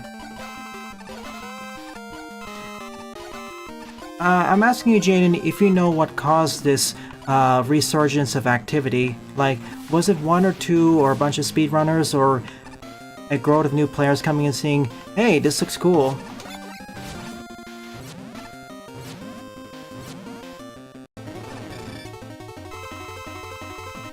That's what I was asking.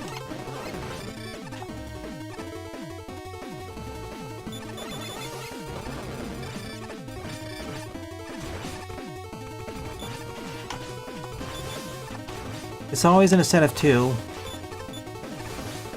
The rematches, that is.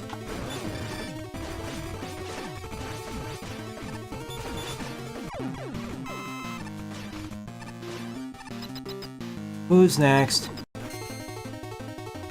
What's the point of putting those crushers up above?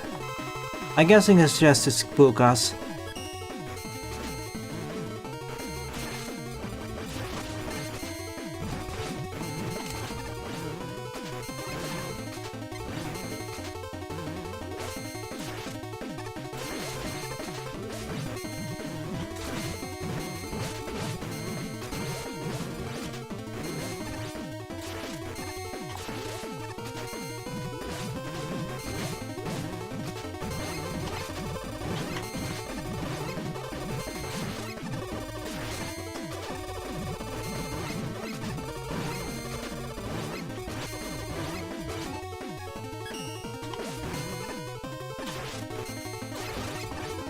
Okay, charge shot time. Okay, 4 down, 4 to go. Well, that's cool. I think this is another... Ooh, shop. I think this is another situation where this stage would have been better if we split into 2, because, well, I understand the reason why, because, if we didn't, well, players could just carry over the weapon sets, could get full refills on all their weapons. But by doing it this way, they can't. Hey, pirate.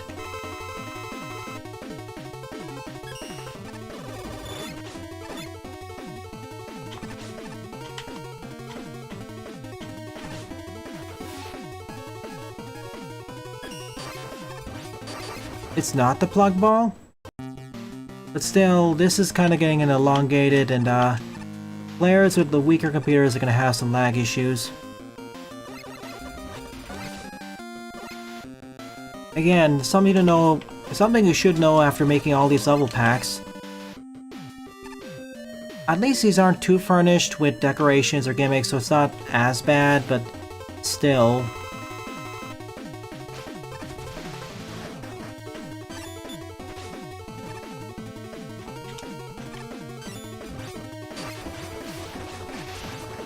Is it the other shock weapon? Nope. These weapons, these weaknesses are not straightforward. But what? Okay. Like, there are 3 ideas of what could pop the bubble. Is it electricity? Metal blade? Well, looks like it's metal blade. It's an issue with also a bunch of other level packs. I'm not gonna single out this one, though.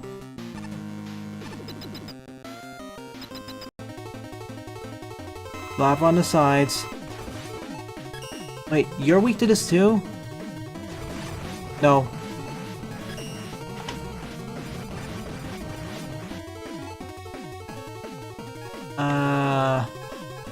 Bombs? I didn't pay enough attention. What was that?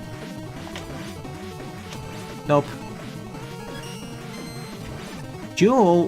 Why?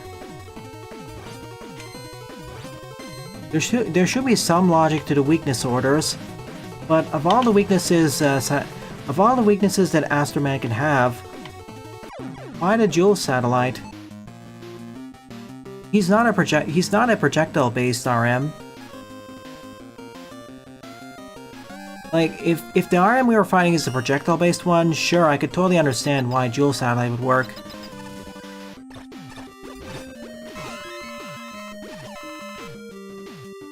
But him? He only uses one projectile, and more focuses on body slamming.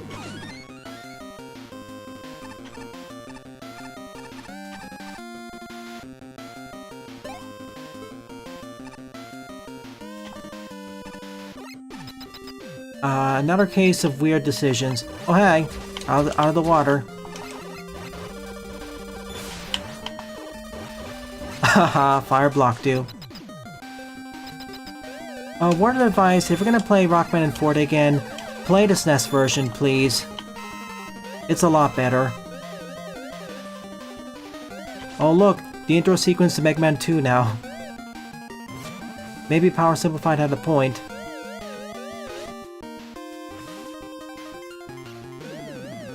Let's see, we want to freeze this.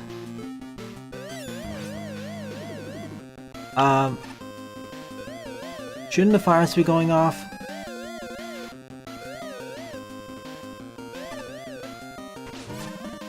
Okay, I guess we need to set up rainstorm now. No. Okay. Wait, do I need a spike? Is the spike guard the backup in case I botch that?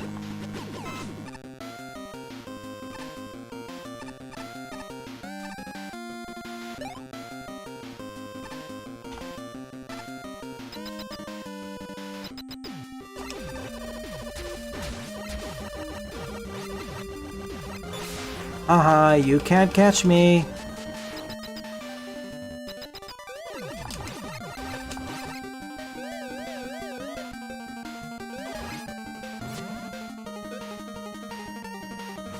Okay. So, I just need to hit them with a quick boomerang. I forgot about that, but understandable.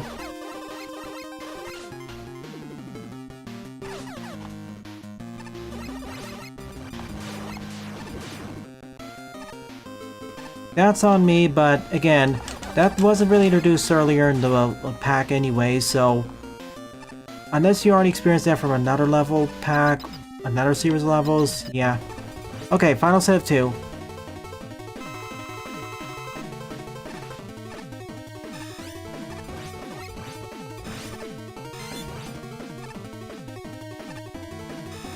Here's an RM who we would think would be most logically weak to the Jewel Satellite, but no.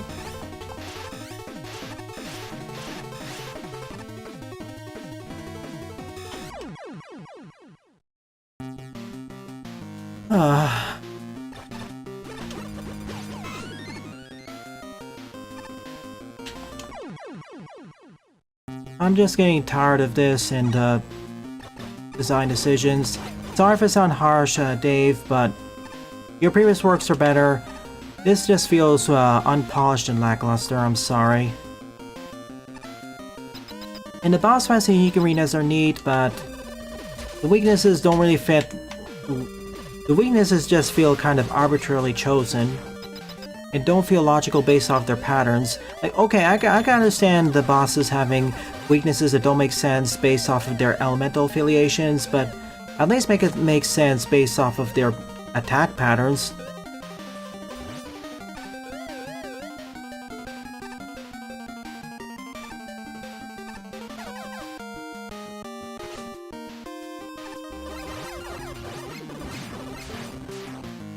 By now, you pretty much know what I'm going to say about this pack, so let's just get to the end. As a reminder, Tuesday evening, Hollow Knight. First playthrough. Alright, anyone want to take bets what their actual weakness is?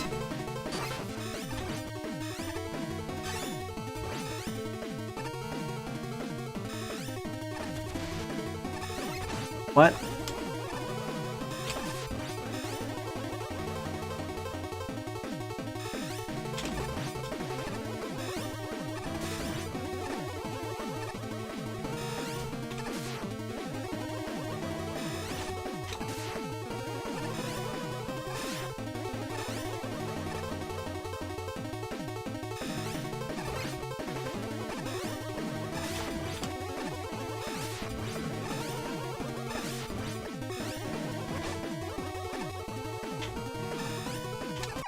Oh gosh. No, I'm just going forwards. Oh hey sheepy. I'm just gonna consume my M-Tank. Well, we never found out.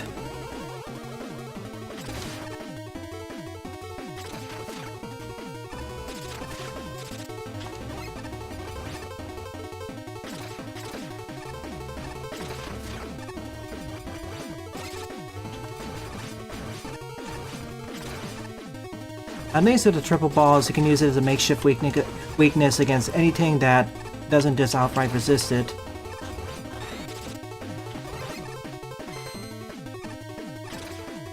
And I didn't even take into account secondary weaknesses.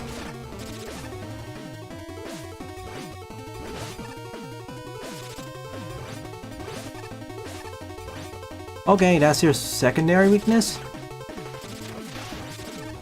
Huh?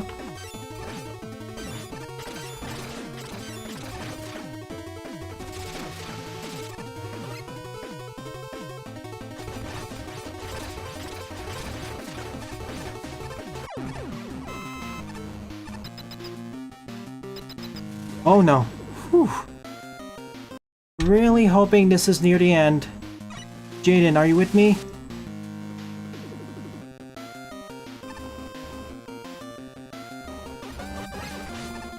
Let me out of here.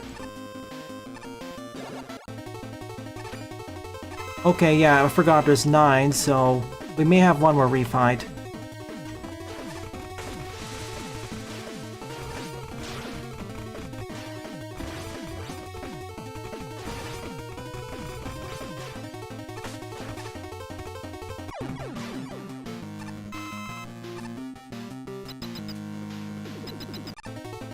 Yeah, there you are.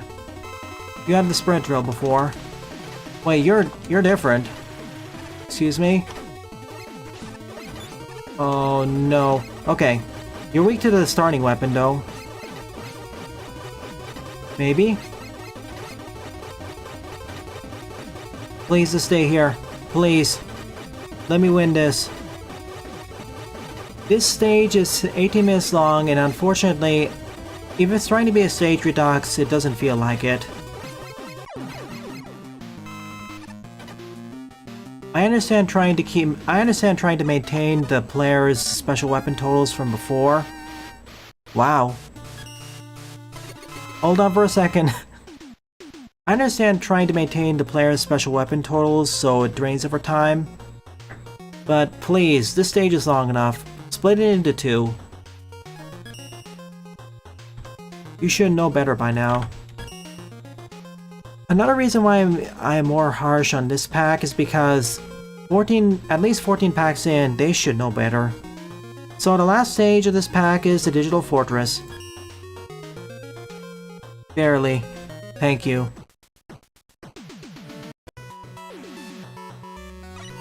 And it doesn't help matters that I don't really have a rush coil or rush jet. My main utility for boosting mobility is the Tengu Blade. Anyways, I don't know where we're in. I got the Rush Marine. And this is underwater, cool. Well, that's one way to have a space section without using the Rush Jet.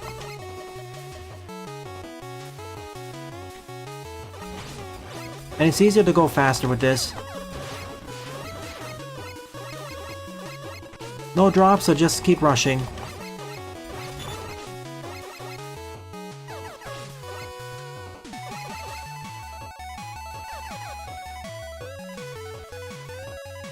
Help, help. Checkpoint. Let me in, let me in, let me in. Let's do this. Wily, we've waited long enough for this. This truly never ends.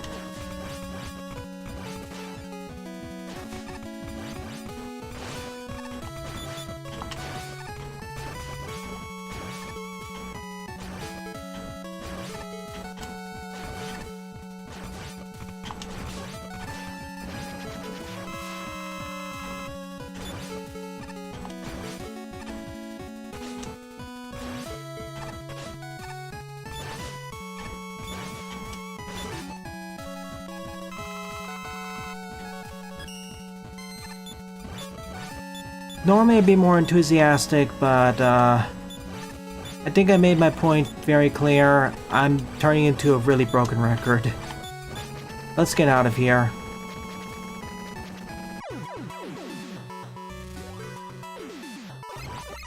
This is the Rush Marine section, part 2. We Go Up edition. Zero grav.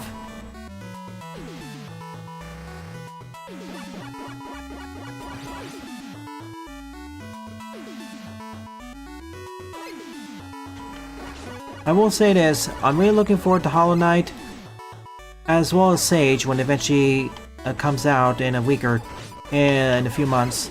In less than a month, actually.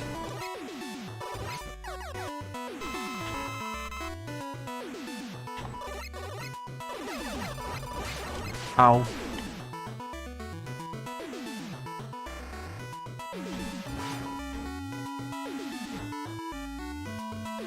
Like, there are some obvious picks there, for example, Mega Man, most or all of the Mega Man fan game demos and releases. Tricky, Super Freaks.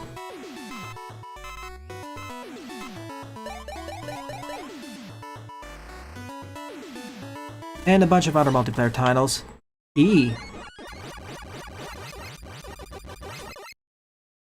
Rider Freaks. Oh, you again. Okay. Oh my goodness, because of the water, they jump way higher. Fine. I was gonna use a triple hit bug, but this is better.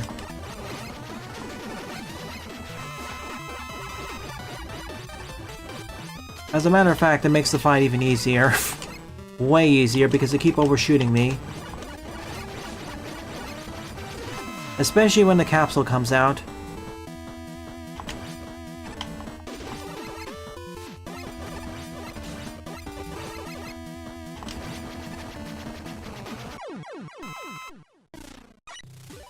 Who's left?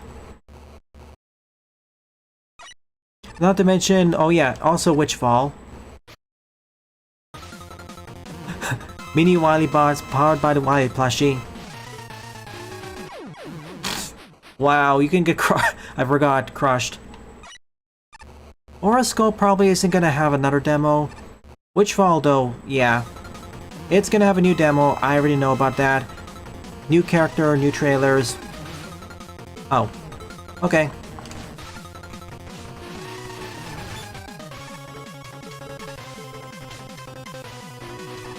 Oh, okay, that's not standable. Hang on a moment. In that case, Metal Blade time.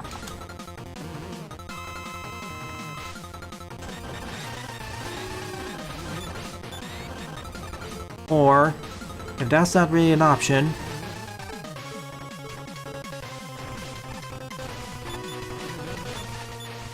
Ah, they're bouncy. Alright, plan B. Are you Metal Blade?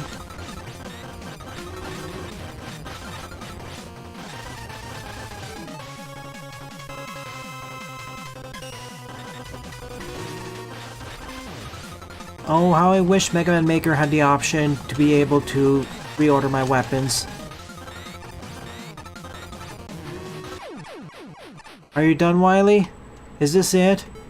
Can we get out of here, please? No? Yes, we freed Dr. Light, like at the end of Mega Man 5. Let's go back home and rebuild everything. Oh my goodness. This pack is done.